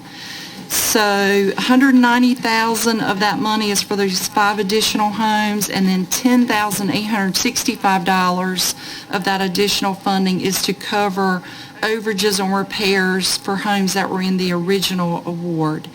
So the board needs to adopt the budget amendment that I have here in your book to recognize the additional grant funds that have been awarded and appropriate the funds to complete the rehabilitation and program administration work. And additionally, we have 2 purchase orders for 2 of the homes that exceed $30,000 for the repairs, and that needs to be approved by the board as well since it's over $30,000.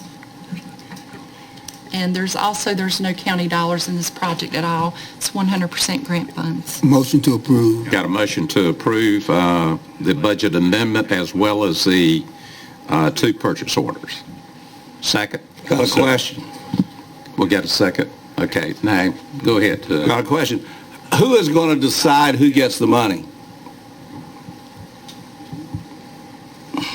The Wooten Company's administering this grant for us, and I'm not sure what exercise they go through to qualify individuals, But it'll be their staff. but it is their staff.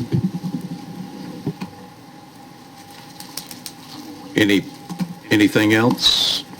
All right, all those in favor of the motion, raise your right hand. Those opposed? Thank you. Katie, the 2021 annual NACO conference voting delegate. Yes, sir. I need a nomination for a voting delegate and an alternate for the 2021 NACO conference being held in Maryland this upcoming week. I nominate Jerry Langley as the delegate and Ed Booth as the alternate, since Ed's not going to be there. He's going to be there, but not when they actually do the voting, on the voting day. Okay, you've heard the motion. All those in favor, raise your right hand. Those opposed? Okay, vote was 7-0.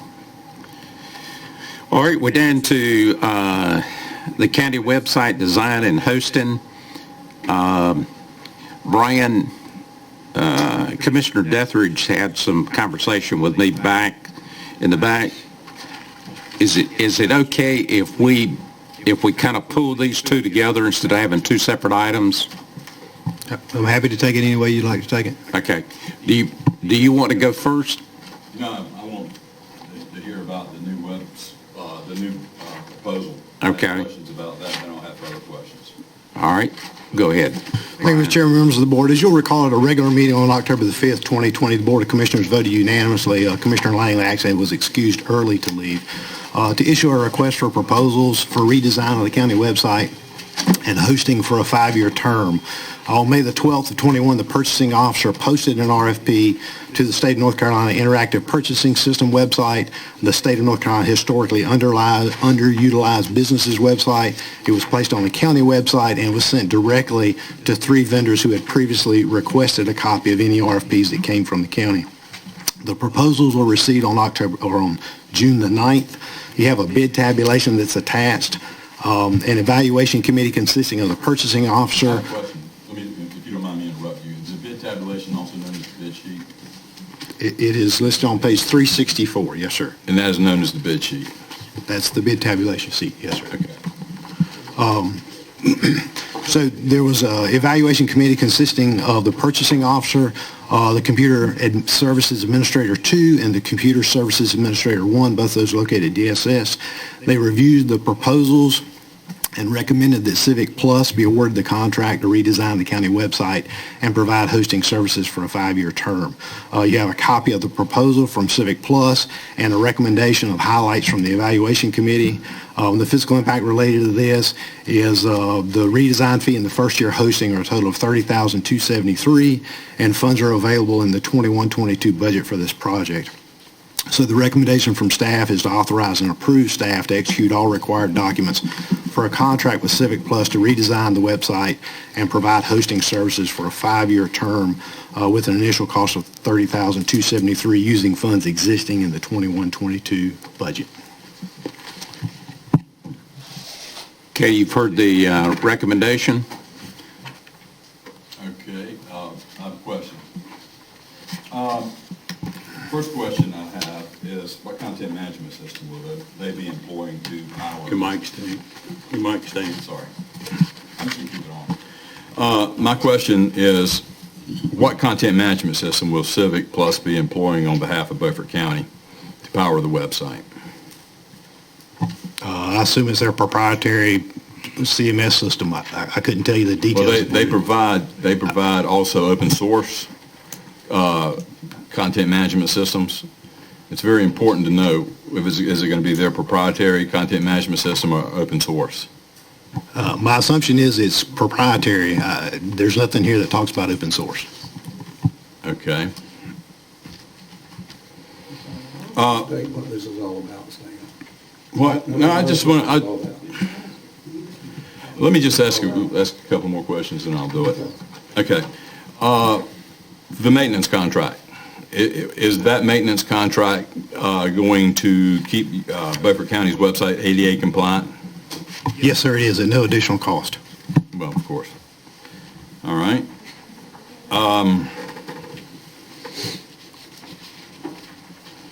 Is there going to be any in-person training? Yes, sir. As you see in the proposal, there is training associated with it. In person, here in Beaufort County?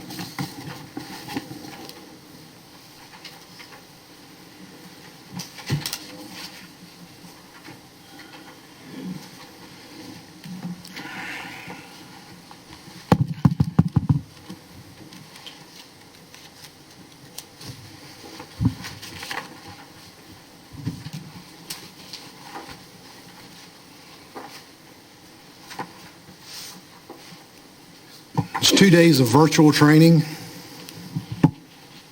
Okay, no in-person training. This question is for you, Brian. At what point, from June 11th to June 15th, because I did talk to Holly on June 11th at 4:55, at what point did you determine I had a conflict of interest? I've never determined that you had a conflict of interest. At what point did you determine there was a question? Commissioner Districts, if I could finish my comment. Conflict of interest. Okay. So as we discussed, as I was reviewing information during the budget period that the board had asked about from the school system and whether there were conflict of interest there, I noted in one of the blog sites that was written by Fred Bluestein, one of the attorneys at the School of Government, that there was an issue related to bidding for typically, and this has been shared with the board, typically there's an exception called a small jurisdiction exception, which allows commissioners to bid on work associated with the county that they serve. It has to meet certain requirements, population numbers, and then total amount. I had not seen before a note that she had in there that said if it were subject to bidding, that it would void the small jurisdiction exception. I sent her an email and said, I've never seen that. I don't understand that. Can you explain it to me? Her email back to me was, Commissioner Dethridge, when he took office, because he had the contract with the county, that contract should have been void at the time he entered service to the county when he was elected. My understanding of that is the way we looked at it was there was an existing contract in place that you had prior to becoming an elected commissioner, and we had an obligation to fulfill that contract. So I did not see that as an issue. She then said, I believe that based on whether it's formal or informal, because the board unanimously voted to put out an RFP, that would void the small jurisdiction exception. With all stuff that we get from the School of Government, that's their opinion, and they say run it past the county attorney.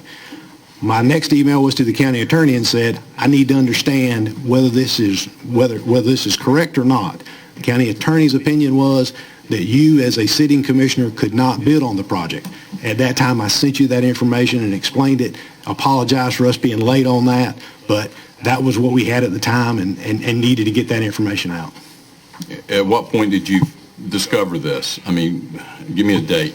I need a date. I can't tell you exact date. I would need to go back through my emails. Speaking of emails, do you have that email from Freda Bluestein? Sure. Can I have a copy of that email? Yes, sir. Okay. In return, I will send you a copy of an email that I have from Freda Bluestein. that says that it's okay for me to bid, to accept that bid, to bid on county business. That email was from October 6th, one day after the October 5th meeting, which we spent 4 minutes discussing this, and nothing was mentioned about, from the attorney or from you, that I had a conflict of interest. In fact, I expressed during that meeting that I was going to bid. Nobody said a thing. So we waited 8 months. Nobody said a thing.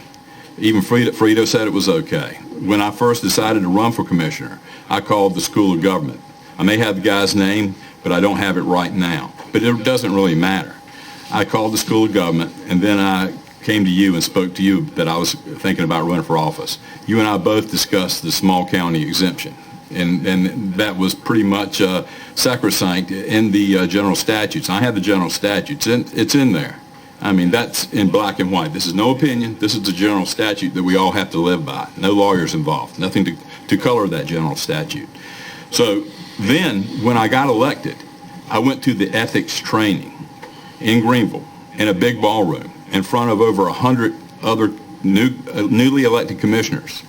Ed Booth was there. Frankie was there. And I asked that very same question to their lawyer speaking to us about conflicts of interest. Specifically, again, they mentioned the small county exemption. It's been a real thing. It was a real thing 3.5 years ago when I decided to run for office. It was a real thing when I went to ethics training. It was a real thing when I went spoke to Freda Bluestein with an email on October 6th. Now, after the bid opening, until June 15th, when you got back with me and told me there was a problem, it's all blown up. There's a conflict of interest. I think we need to determine just how much a conflict of interest it is, because I've got a lot of time in putting together a bid. And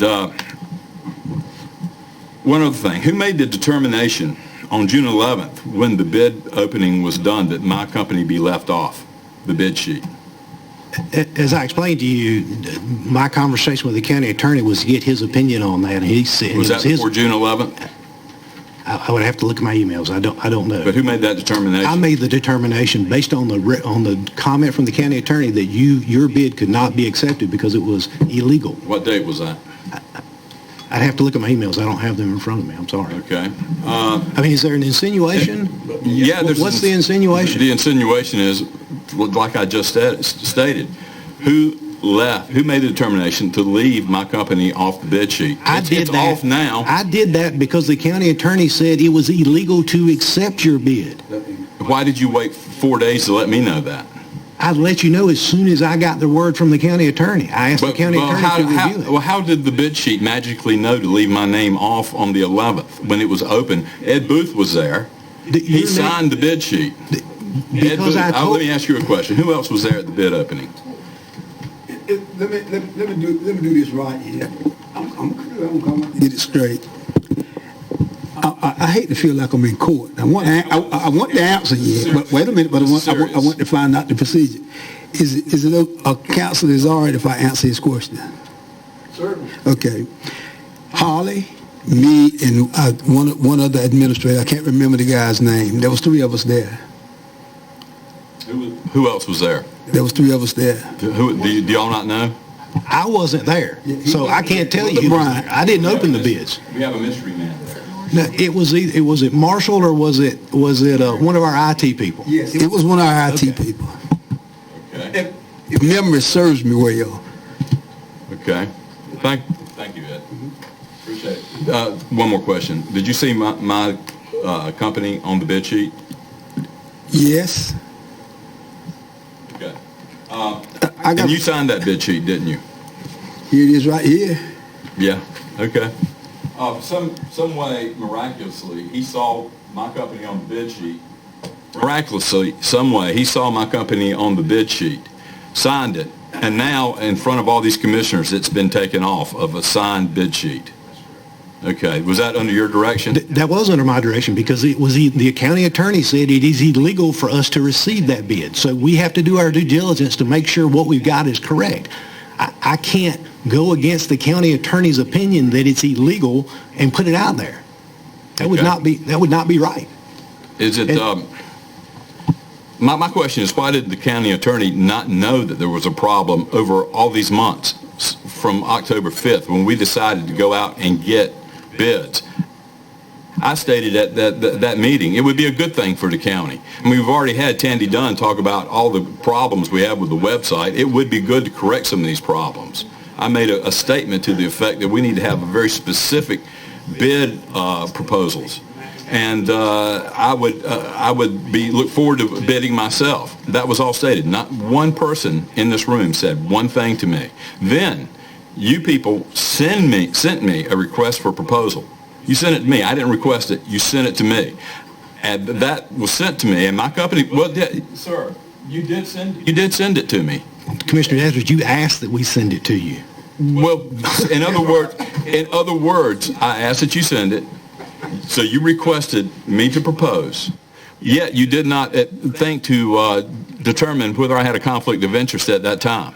It's not my responsibility to determine whether you have a conflict of interest when you make a bid, just like any of those other bidders. It's not my responsibility to determine whether they have conflicts until we receive it, and then we look at it. Let me say one more thing, Hood, and I'm going to speak again after this. So I determined I did not have a conflict of interest as per the School of Government 3 times. But you determined I did from June 11th to June 15th. I'm done. Yeah, and let me say to you that I don't think it matters when the determination is made. When the county attorney says, when I ask the county attorney his opinion based on what we've discovered from reading a blog site at the School of Government, I don't think it matters when it happened, even if it were up to the last minute right now before the board acts.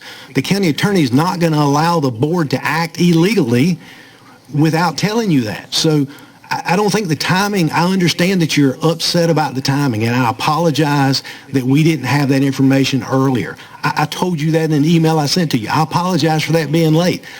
I wish I would have known that earlier. I had never seen that before. That's why I sent her the note, said I don't understand this.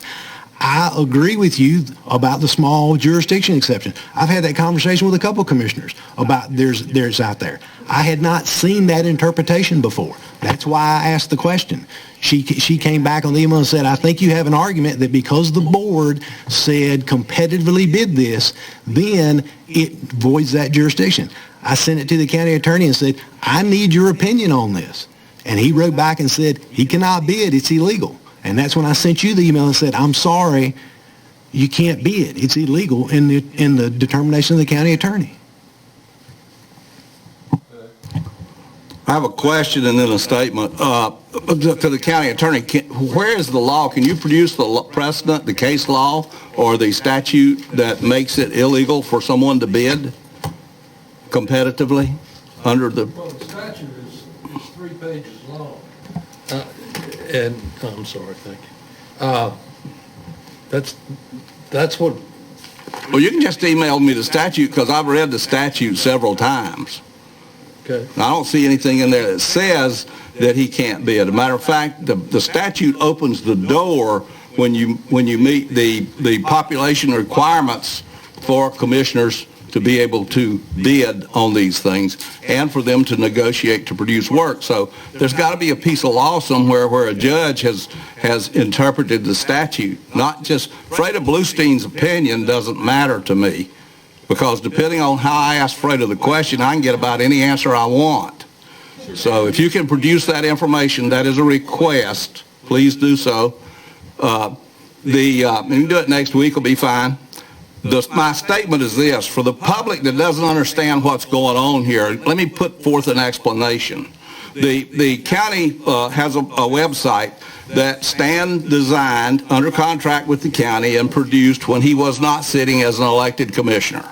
That contract overlapped his re-election as a commissioner, and he was providing services for that. Now, personally, I don't see any reason to go out and bid for another county contract on the site, because with the statements that were made here that there was something wrong with the site, there's nothing wrong with the design of the site. What's wrong with the site is the county having the staff to keep the site up and to keep the information up on the site. That's the only flaw that's going on with the site. But what has happened here is Stan bid when the thing came out under the statute, believing that it was legitimate for him to bid. And guess what happened? Stan bid is about a third. The cost of the county is about a third of what the low bid was. And the reason, of course, is he already has the website design. He's already providing the services. He already is familiar with it. So naturally, it could be a favored bidder from the standpoint of competition. So what's going to cost about $30,000 a year in round numbers, Stan was going to provide for about $10,000 a year. Well, when they $1,300 something. Okay, well, when they opened the bids, Stan turns out to be the low bidder. Now all of a sudden he can't bid because he won the bid. Looks kind of funny to people sitting in the gallery. And what I'd like to do is put this whole mess off until next month. Let the county attorney produce something other than somebody's opinion about what's going on here.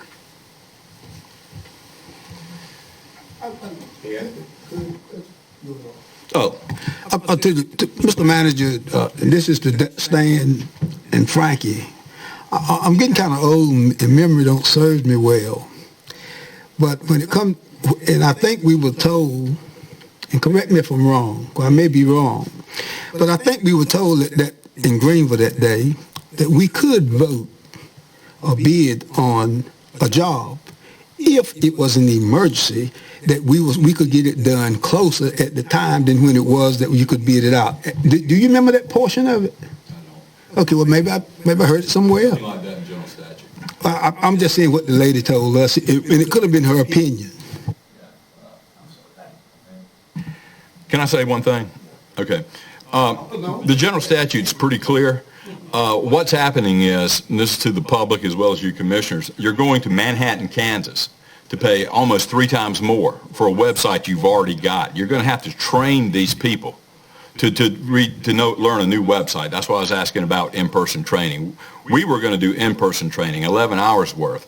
And a lot of the bid was training because a lot of things they asked for, our group doesn't use. We've already got it included in the site. I call it Symbiotic Core. It's a very advanced content management system. It is parallel and equal to anybody's out there that I know of. I mean, with some modifications, I could turn it into a social site, and I'm looking at doing that. So, and let me say one more thing. The school system's very happy with the site that they have, very happy. And it's the same content management system. Content management system is everything, is how a site functions. You know, glitzy production, glitzy promotion, proposal, that really doesn't get the job done. Now, let me say this. Aside from us having our Dunkirk weekend when we lost our server, and since then we've bought 2 more servers. We have 3 servers and have forced backups constantly, so that will never happen again. We have had 98, including that weekend, we've had 98.5% uptime. I can go to 99 to 100% uptime now. Other than that, we've had no complaints from the county. None. 0. Not one in all of our years. It took me over a year to get Brian to get the site ADA compliant, which I knew was a big problem, and it needed to be done. So these are things that I am willing to give, have done, and the county has the best site it's ever had for the lowest cost it's ever paid. When I took over this site years ago, it was being used by Russian hackers for 3 proxy servers. As 3 Russian hackers were using it as a proxy server. And that's why it was so slow and down a lot. Do you remember that hood? It was terrible. And now it's fast as lightning. The site is fast as lightning. Now, I'm small. My content management system is not ubiquitous. The chances of it getting hacked and you suffering from ransomware are nil. Now, if you go to Manhattan, Kansas, and we're not 100% sure that we're going to be using a really good content management system that is proprietary, but if they try to sell you either WordPress or Drupal or Joomla and say they can code over it, you got problems. You remember what happened up in Baltimore when they got hit with that ransomware? That was a Drupal open source content management system. Now, it can get serious. What I provide, nobody else in Eastern North Carolina can provide. Okay? I don't know. There's probably people in the Piedmont can do it, but I'm not sure anybody bid on it. If they did, by looking at the bids, they were pretty dang high. Now, you're going to have to say to the Beaufort County citizens, we know we have a conflict of interest. Therefore, we're going to take it from a Beaufort County company, and we're going to pay 3 times more, or you're going to say right now, we're going to wait and get some answers. And I say we wait and get some answers. And I'll make that as a motion. Second. And that is not a conflict because money's not involved. Any discussion? This truth is involved. All those in favor of the motion, raise your right hand. Those opposed? Okay, no answers. No. All right. I'm watching with great interest because I too bid on things. I bid on school projects and whatnot, and from what I've been told by the school's attorney that if I didn't exceed $40,000 in a year's time, and the fact that we are tier 1, and the fact that some of the stuff that I do is so unique, that it's fine for me to get the job. And those jobs are being bid on. Now, I've kind of chosen just not to bid on anything because it just, everybody thinks something's up when I get it. So I just don't even bid, so that solves that problem. But there are times that I do get to bid on stuff. Now, Stan might have a unique way of looking at this thing, unique enough that he would qualify to be able to bid. So I think that's what we have to prove, that maybe he is a unique situation here. Especially, we've already got an established website that all he has to do is take the ball and run with. Tonight, we've already given janitorial work to somebody in Georgia. We're getting ready to give somebody maybe the website design to somebody in Kansas. I really got elected to try to get more and more work to stay here in Beaufort County. We're not just sending it out of town, we're sending it out of state. And I wish there was a way to work around that. I mean, surely there's somebody that could do this more local. Thank you. Yes, Eric. Commissioner Walker, the only thing I would say to you is, even though the company is in Kansas, people are not going to come to Kansas to clean the courthouse. That's going to be Beaufort County people. And one other thing, Commissioner, I admire you for what you've done. But then there's also some other things that you can do. $160,000 job, you can break it up in 3 pieces that I can get it. I can do that. I can do that. That's the right thing to do. But is it right? That's the question you have to ask yourself. Is it right? You're not referring to me, because I didn't think about anything like that when I offered a bid 3 times under the lowest bidder and can offer the same service, and I am local, and my people are local, and they are completely miffed by this group here and maybe this board now. Yeah. No, you did not lie, but I have gotten lies. I've got some lies, and I discovered some of them tonight. Okay, gentlemen. I would like to answer a couple of things. I feel like, thank you. I don't understand. I have nothing at all against you, Commissioner. And you can make a face, but I don't. You're one of my clients. That's why I sent you what I sent you. All of this stuff has been sent to you. Yeah. Over several periods of time. You accused my company of being a fake company. You did. What? You said Symbiotic Networks was not registered with the Secretary of State. It's not. Yes, it is. It wasn't as of this morning. It is not registered. No, it's registered. They take my money. And neither is his. Because you haven't done your annual account. Oh, so last year's doesn't count. Technicality. Oh, okay. Okay, very well. That's now. That's now. Okay. Okay. And you're our attorney. Thank you. God bless you. Okay. All right, I do not hold anything against you. I am trying to give the best advice I can. I may be wrong, okay? I'm certainly subject to being incorrect. Well, I'm going to prove you wrong. I can tell you that right now. I'm not going to stop till I prove you wrong. Okay, that's fine. Yeah. That's fine. And if you want to be that way. No, I am going to be that way. I mean, this is a very specious process that you have engaged in and the manager has engaged in. And I don't appreciate it.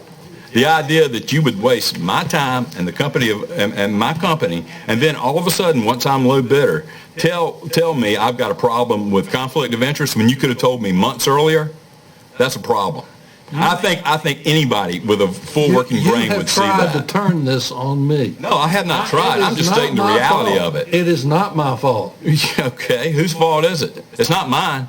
I've been told I do not have a conflict of interest. I concluded that you have a conflict of interest. Okay, and they agreed with me in Chapel Hill that you did. Chapel Hill. So, okay. Why has Chapel Hill agreed with me over you? Your contract it's gone. You have no contract. You owe the money back to the county.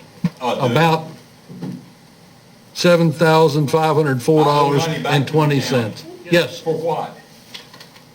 Why did you not? I will read you what the Court of Appeals says about this. Okay. No, apparently you missed this when you had these classes. Gentlemen. I'm telling you, look, you're treading on thin ice. Look.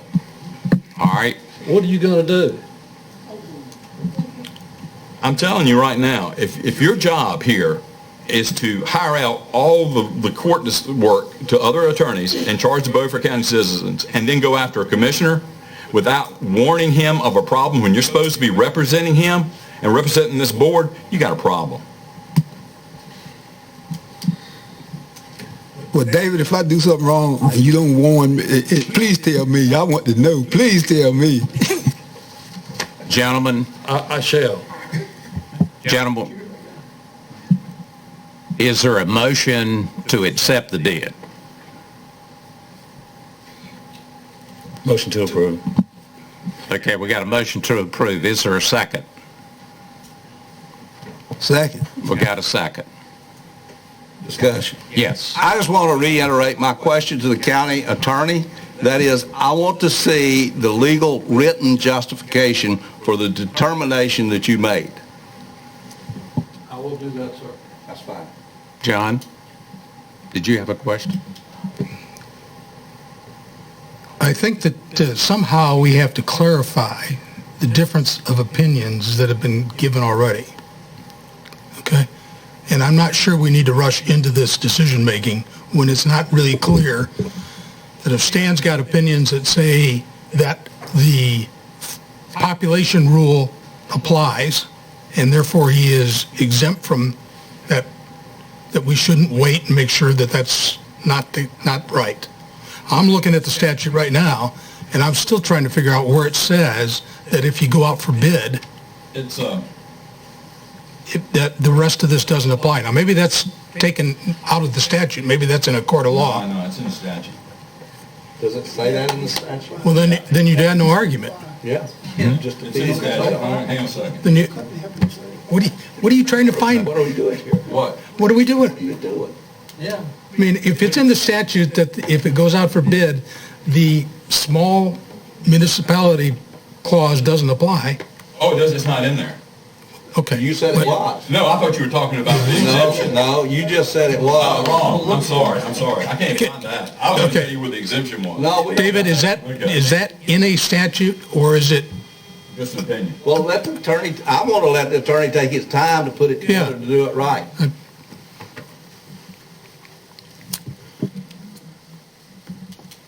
Well, Regardless of whether you guys vote, or tonight or not, I still want the information. So, I mean, you can have plenty of time. I'm going to be gone most of the next week, so it doesn't matter. Mr. Chairman, I would like to have the right not to vote on this, since it could be construed that it is a conflict of interest. At least have that knowledge and that decency. okay. You want to make a motion to it? No, I just want to make a comment. Okay. I think we also ought to consider the fact that he has a unique situation that I think solves the problem, but that needs to be defined.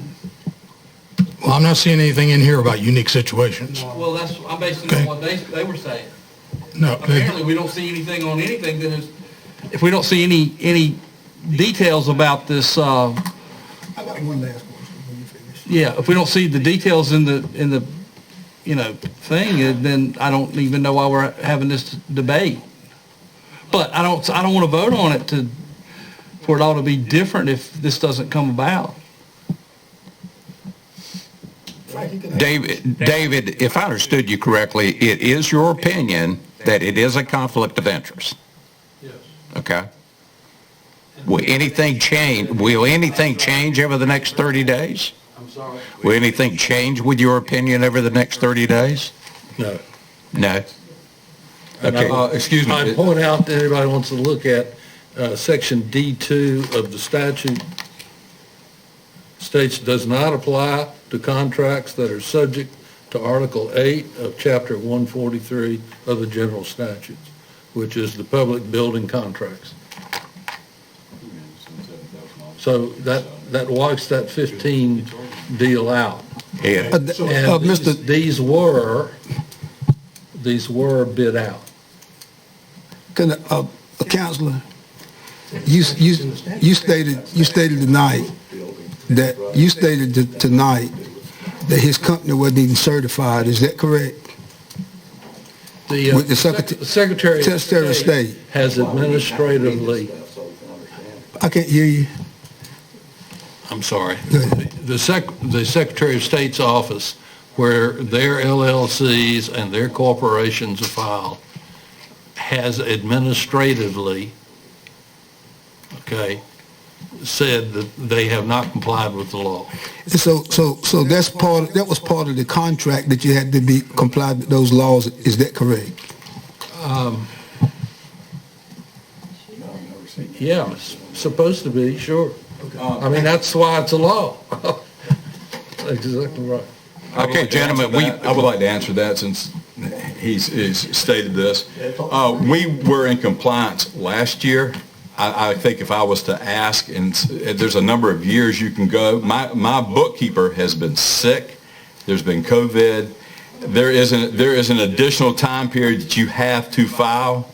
So just because we have not filed as of now, we're still in compliance. It's $40 to file. It's just we have filed our taxes. And you pay it with your taxes. Yeah, exactly. Well, we filed our federal taxes. You file your state taxes, you pay it with your state taxes. Exactly. So if there's a problem there, and over all these years, and if I don't get the COVID exemption when everybody else does, there's a real problem. This is our attorney grabbing at loose straws and saying he's going to sue me for $7,000. Just $7,000 since I've been a commissioner. That's all it's been. Because they didn't tell me I was out of bounds. Nobody has until now. Until now. Do you see how specious that is? Okay, we got a request before we take the vote. Will someone make a motion to excuse? So moved. Got a motion to excuse him. Is there a second? I'll second. And a second. Okay, all those in favor of excusing Stan, raise your hand. Those opposed? I voted for it too. Okay. All right. What did you do? I voted for me to be excused. I can do that. Is there any more discussion on Please don't. the bid? Okay. All those in favor of accepting the bid, raise your right hand. Those opposed? Nothing happened. 3-3. Good. 3-3. Get some answers. We can get some answers. That's important. Thank you. Can I make a motion then that David, our county attorney, provide us with the details in writing of the exclusion of Stan as a conflict of interest? Second. Of the exclusion Of Stan's bid Oh. as a conflict of interest. Sure. Second. Could I please ask, and I think I can vote on this. I'm not going to excuse myself from this because this is the truth. We don't need a motion for this. Yeah. I mean, Okay, I want dates. I want dates. Since this is a date-specific thing, I want to see The some dates are irrelevant. No, they're not. You either are or are not. With his opinion, don't do that. All right. David, when you do that, please send me the notes when his company got registered. Whenever you do that, please put in there when his company got registered, because as of this morning, you said it wasn't, and he said he paid his taxes, so we need to clear up all of that. I pay your taxes, but you have to file a separate. Yeah, you have to file each year. If my guy has not filed, I thought he had. If he has not, I will contact him in the morning. It will be filed by the time you need it to be filed. I'm not years out. I might be a few months out, but I'm not years out. Yeah, and everybody out there in the public that have not filed yet, David Francisco is lurking. You better file. One of the comments I want to read for the public record. If a board member or his or her spouse stands to derive a direct benefit, the contract simply cannot lawfully be made. Can you read it? Is that a general statute, or is that just something somebody wrote? No, that's a blog from UNC School of Government. Well, that has no force of law. We're talking about a general statute. Yeah, we're talking about the general I get your statute. opinions all day from those people up there. Okay, this is written by the same person that Stan says 8 months ago told him it was okay. Now, that's not in the state statute. Read the It's not in the exemption. Read the statute. small county exemption You guys are now. off in the weeds. Let's Read move that. on. Read the small county exemption. That's what we've been dealing with for years. I don't believe in global warming. That's an opinion. That's all that is. I'm just disappointed that a commissioner 8 months ago didn't realize it was a conflict of interest. Frankie, didn't you state something to that effect? You didn't state something to that effect. There is a small county exemption. I just made a statement. I've just made my personal statement. I just made a statement. Yeah. Everybody understood there was a small county exemption. Everybody, or they would have told me otherwise. From the attorney, the manager on down. I would have been told otherwise. School of Government would have told me otherwise the 3 times I've requested it. So I got cover. Yeah. Yeah, lots of cover. Okay, we're down to Randy. Convenient sites. This came about from the Blunt's Creek meeting where we had about the COVID funds and how we were going to spend it. And in the conversation that ensued, they talked about how people were coming into Aurora and using the Aurora convenience site, and they weren't from Beaufort County. So my discussion was not so much to do something about it now, but when we start talking about the super trash site, to come up with a way that we can, keep this trash from getting into our sites, because, we're getting a lot of it. I don't know that it's enough to worry too much about yet, but and just to know that it's out there, and then when y'all are in your travels and seeing other commissioners and how they do it, handle trash sites, ask them how do they keep other counties' stuff out of theirs. Because apparently the counties around us have a much more stringent policy as far as how things are thrown away, and folks are bringing it to us because we don't have that same stringent policy. So it was just something that our attention was brought to us, and at this thing, and also the folks there were 100% behind broadband. It's a shameless plug, but anyway, I think we need to. Anytime you got a county resident that has a problem, it needs to be addressed. I'm addressing it now. I'm not saying that we're going to really do anything about it right now. Well, Mr. Chairman. Yes. What if, this is a what if we just asked staff to do a kind of a survey of about 10 or 12 counties and see how they address the problem? We might learn something. We've talked about this for years. Somebody may have something that'll help us. Does that make sense? Well, we've talked about stickers. We've talked about cameras. What else have we talked about? Enforcement. I really think it comes down to enforcement. If I see somebody at Beach Ridge from another county I mean, I don't know that I can enforce it. I mean, what am I going to do? Well, Mr. Chairman, that's why we need to that's why we need to get some information from some other counties, because there is enforcement in other counties, and we just need to see what they're doing. Right. Somehow adjoining counties are doing it because they certainly are bringing it to us. Well, we've got some adjoining counties where they have to pay as they go, or pay as they unload. Maybe that's a better term. Okay, we're down to Hood. Well, let me go back and ask the question, since you're down to me anyway. Are we going to request staff to do this or not? Or did that just fall dead? Staff been working on trash for about 2 years. I think they got enough to do. You don't want them to do anything? No, it's not that they're not doing anything good. But they have already been charged with to bring us some information back. Am I correct? And getting back to what Frank is saying, the way to stop people from bringing trash from other counties to this one is not just stickers. It still happens. You got some people that have houses in Pitt County and Beaufort County, so that will not happen. The way to stop it is you got to make sure our convenient sites is further from where they need to go to where they're bringing it. That's the answer to it. And they got to pay as they go across the scales, or when they come back across the scales.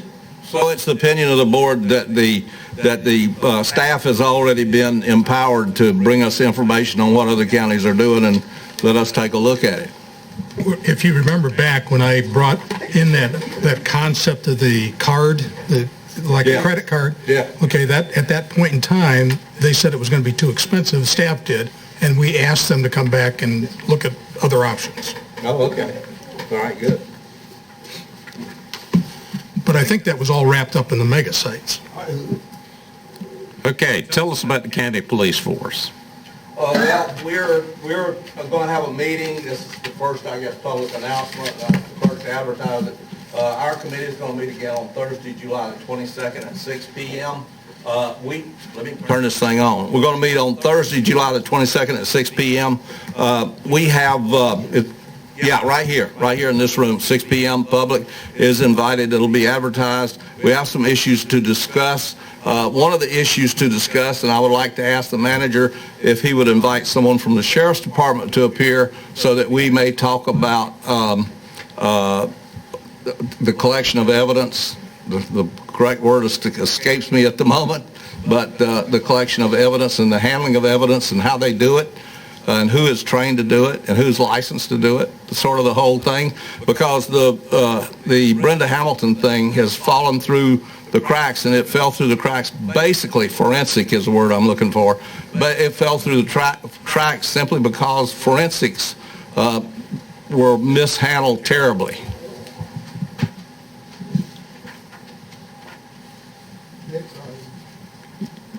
You want to go to board operations? Mr. Chairman, is that a request from the board? Well, the committee has the right to collect evidence. When we were empowered to collect evidence and gather information in order to get where we need to go, so it doesn't have to be a request from the board, although I would certainly entertain the board making the request. Charlie, did you hear the request? You did.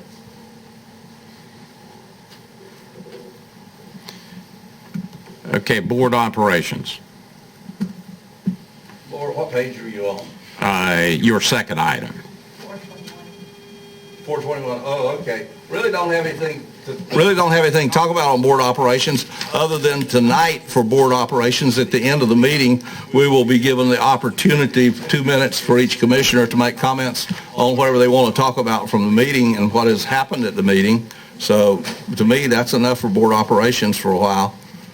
Okay, your next item is proposed uses of the American Rescue Plan funds. Well, this is really more or less a bookkeeping thing to make sure that I keep all of the things that are at least are important to me in front of the board on how we use that American Rescue Fund money. I would presume, Mr. Chairman, that we're going to set up a meeting, a work session, or part of maybe the next meeting as a work session to discuss and to try to prioritize how we're going to use that money. I think we discussed last month having a work session that was completely separate from or meet. So I'd entertain a date and a time to do that. At that time, you can add some, whatever you want. Well, I think at that time, we pretty well come up with some criteria for selection and take each one of these items and have a straw vote or something to see if it moves to the next level. So anybody have a date that you want to throw out there? 22nd, July? Well, if you're doing it tonight, that's the night of the police committee meeting. Oh, So you'd have to go to the last week. You want to try, you're out of town that week? Okay. 3rd? You want to try the 3rd of August? I'm going to be out of town You're out of town? that week. Okay. You want to try the 10th? We're in August now. How about the 10th? Huh? Why don't you just whisper a date that you're in town to me, John? We'll start with that and see if it flies. 12th and 13th of July. No, 19th. 13th is out. I mean, that's 19th, the annual conference. Yes, it is. 19th, 20th. See, I hold it. So we're down to the last week in August? Brian says that time flies on this thing, so it's flying right now.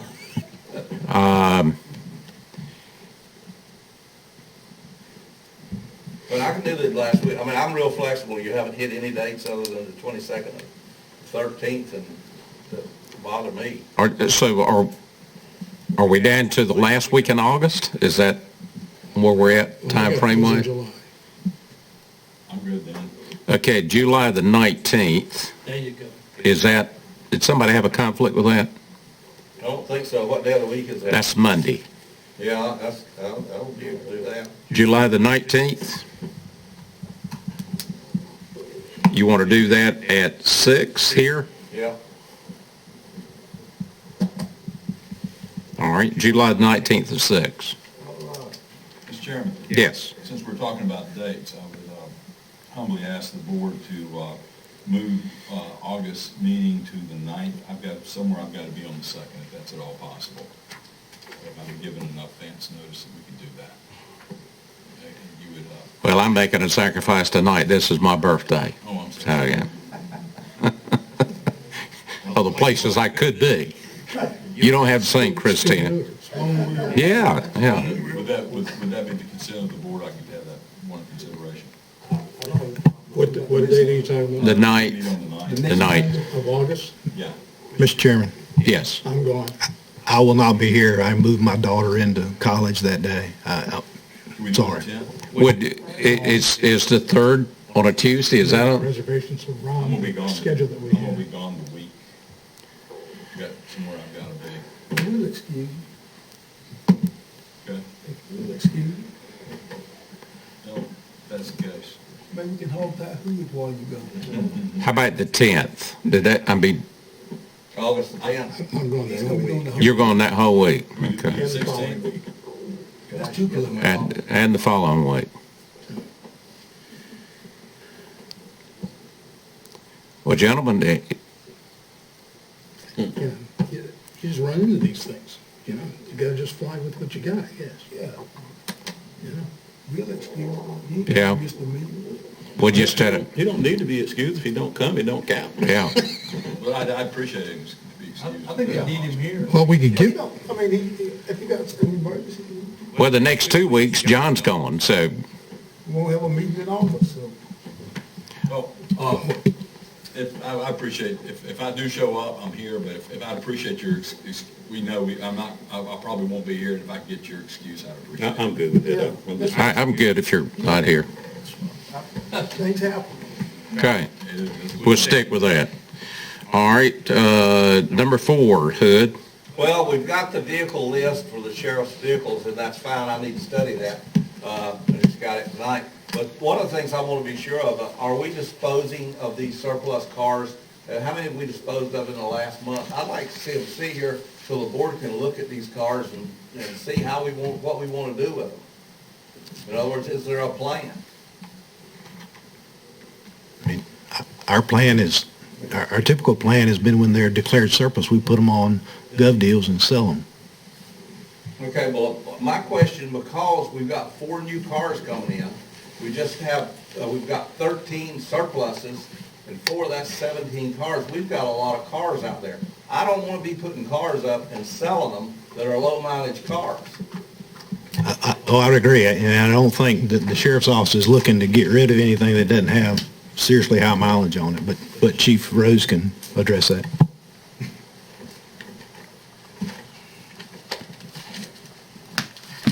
Good evening, Commissioners. The information that you have, you actually already received at one of the budget workshops as well. There's nothing updated on it. If you look at, I want to say it's the 3rd page of the spreadsheet, you'll see that's where most of the high mile vehicles would be listed. Just so happens, just over the course of normal business, is that those would have normally have been and were mostly school resource officer vehicles. When a vehicle is purchased, it's normally put on the front line. If it's the sedan type law enforcement vehicle, then the patrol deputies would get those first. Second wave would be investigators, whether the drug unit or criminal investigations, and then the third wave would be administrative staff. And then we try to, each year, we try to make sure that we're not having to buy a lot of vehicles in the same area at any given year, so we don't get to a year where we need 13 or 14 or 15 vehicles. So you'll see on that information, you'll see that most of those vehicles that are the high mileage vehicles, which we consider 125,000 miles and more, most of them are going to be your Dodge Chargers that started off at Frontline and then have made their way to the point that they were SRO vehicles. There is a couple of exceptions. We've got a Toyota Camry that we actually got from the school system several years ago. And then there was a couple of vehicles that were seized as parts of drug investigations that throws the mileage off. Like the example of that would be the Toyota Tundra that has about 274,000 miles that is used pretty much strictly as a surveillance vehicle. So the normal plan is, and I don't see a reason to deviate from that, is that we normally don't surplus until, 1, we know exactly how many vehicles that we're going to need, and then 2, we know exactly how many vehicles we're going to have to new vehicles so we can get rid of old vehicles. We normally try to maintain 2 marked spare vehicles because sometimes you're going to have vehicles that are in the shop and we want to keep the operation running. We normally try to keep an unmarked spare vehicle that has a cage in it that we can use for involuntary commitment transfers if we can. We've got the bus, we've got 2 military vehicles, we've got 2 transfer vans that we're probably going to be looking to surplus one of those. So, I'm open to any questions that you have at any given time about our vehicle fleet. We want to have as many as we need to get the job done, but we don't want to have more than that because any vehicle that we do have, we still have to pay to keep running and maintain and all of that. So, but I'll answer any questions that you have. Okay, so how many vehicles are you planning on surplusing? Right now, it probably looks like about 10 or 11, and most of those would be the highlighted vehicles that you got with the high miles. You mean in red? Yes, well, mine's not red, but sure.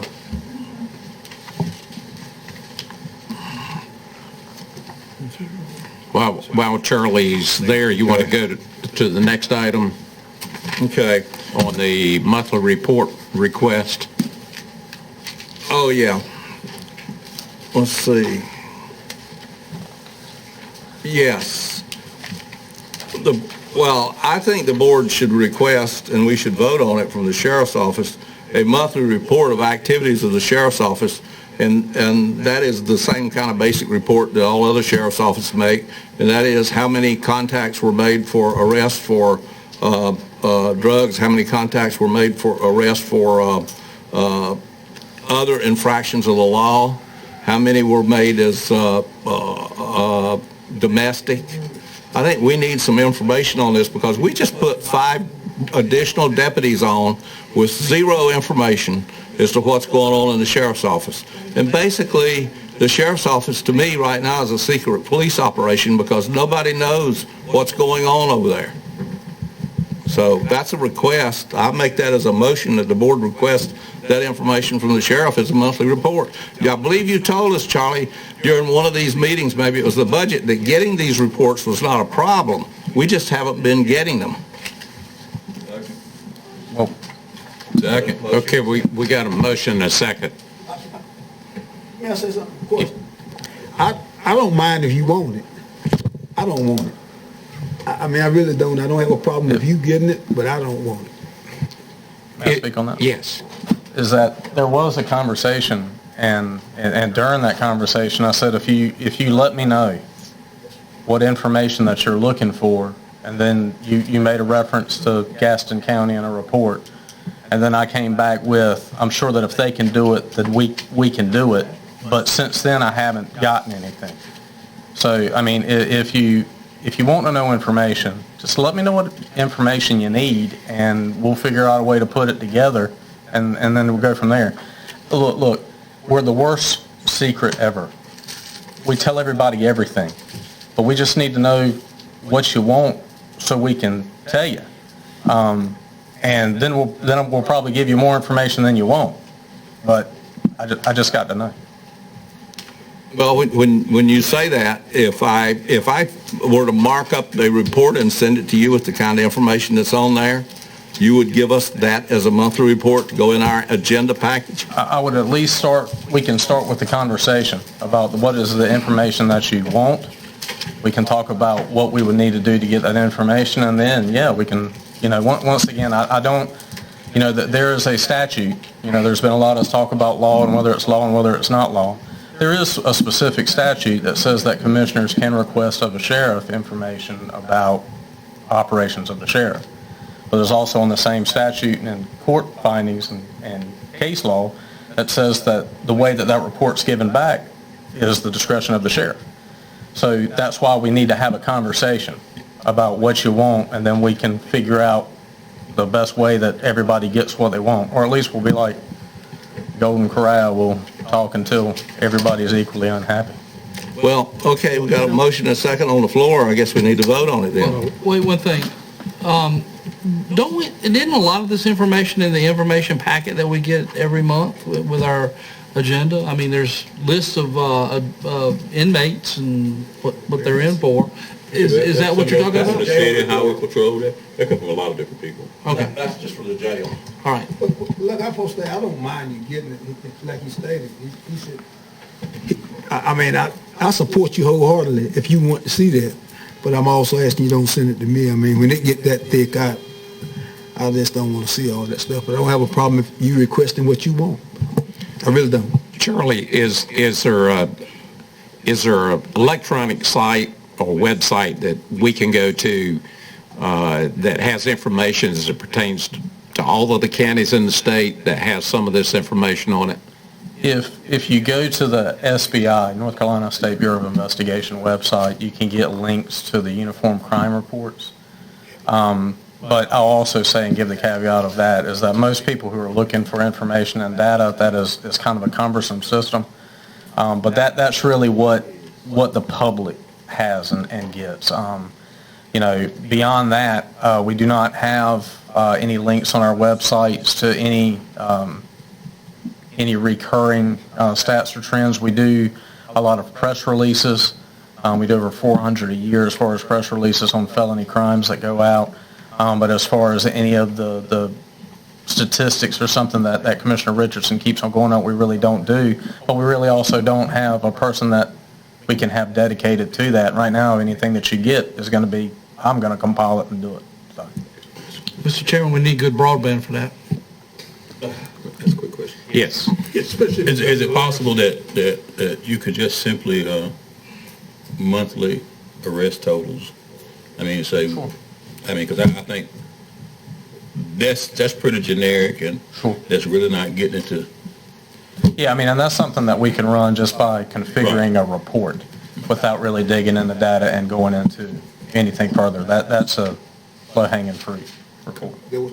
Yeah, I think what you guys are talking about is getting where we want to go. But, once again on that is that I want you to get information. The more information you ask for, the more information that we can talk about what we do. And I'll tell you, our office is impressive when it comes to the enforcement and everything that we can do. So, if you give me a microphone and let me talk about how good we are, then I'm going to talk about how good we are. Mr. Chairman. Yes. Charlie, I'd just like to say thank you for being here. Oh, you're welcome. Well, we got a motion on the floor. We need to vote. All right, you want to restate the motion? Well, to restate the motion is that the Sheriff's Department provide a report, and that we'll work with the Sheriff's Department to get to a report that doesn't take a lot of time and energy on anybody's part. Why don't you give us what you can get easily and see if that's enough?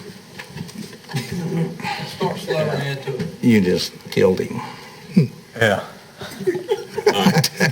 Just tell me what you want. Okay, we got it. I'm looking at Pitt County. They don't have any reports on their website. Okay, we got a motion. Any more discussion? All those in favor of the motion, raise your hand. Please send it to me. Okay, Charlie, we'll be talking. Okay, we're down to publishing the filming schedule. Well, I think this can be done pretty simply. The manager's pretty well got control of this. People are always asking me when, where, how can I see a commissioner's meeting or know when it's up on the internet or being put up. Maybe the easiest way to do this is to ask the manager to give us at the next meeting a schedule of the ways that the public can get to see commissioners' meetings. And that can be all the way from, at one time, the libraries had discs of this that people could pick up, and you could get it here, you could get it there. But I don't know of all the places, and I'd just like to see it all on one piece of paper. Okay. All right, we're down to... Mr. Chairman. Yes. Since we're talking about the meetings, if there's any way, I want to get back to this one more time. On the 2nd, if I could do a Zoom, would y'all let me patch in with our people? That's a good idea. I will interface with them and work it out with them, and then I can Zoom in. I just can't be here. I can be here virtually, and I'll take a break when you guys take a break, and I won't have my underwear on. I'll have on a belt and tie and try to be respectable. TMI. Monitoring your chair. Yeah.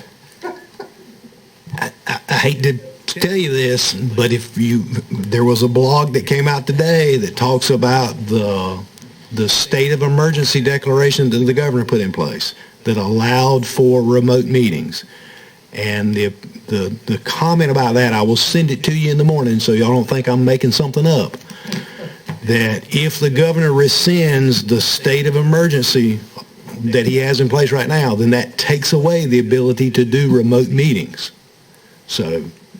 Well, and say if the governor keeps his non-statutory state of emergency in place, do you mind if I patch in? Well, leave alone. The board didn't told you that they excuse. I want to be here if I can be here. Well, come on to be here. No. Isn't it weird that Stan's going to be pulling for the governor? Okay, guys, okay. So I'll patch in if that's okay, if the governor doesn't rescind.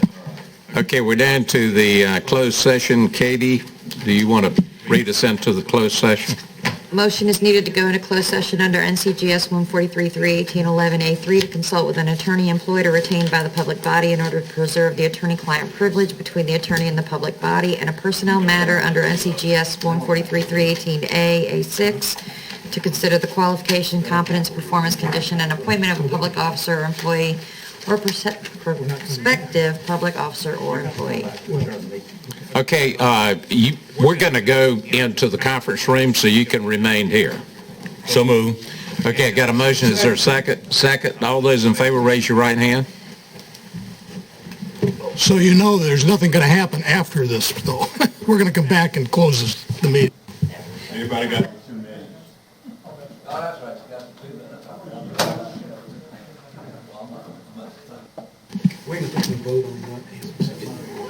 Okay, we need a motion to come out of closed session. So move. Second. And a second. All those in favor, raise your right hand.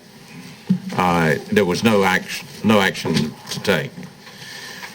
Okay, we're down to the commissioners' comments. Hood, you want to go first? I'll let y'all for easy this meeting. I don't have any comments this meeting. Thank you very much for asking me.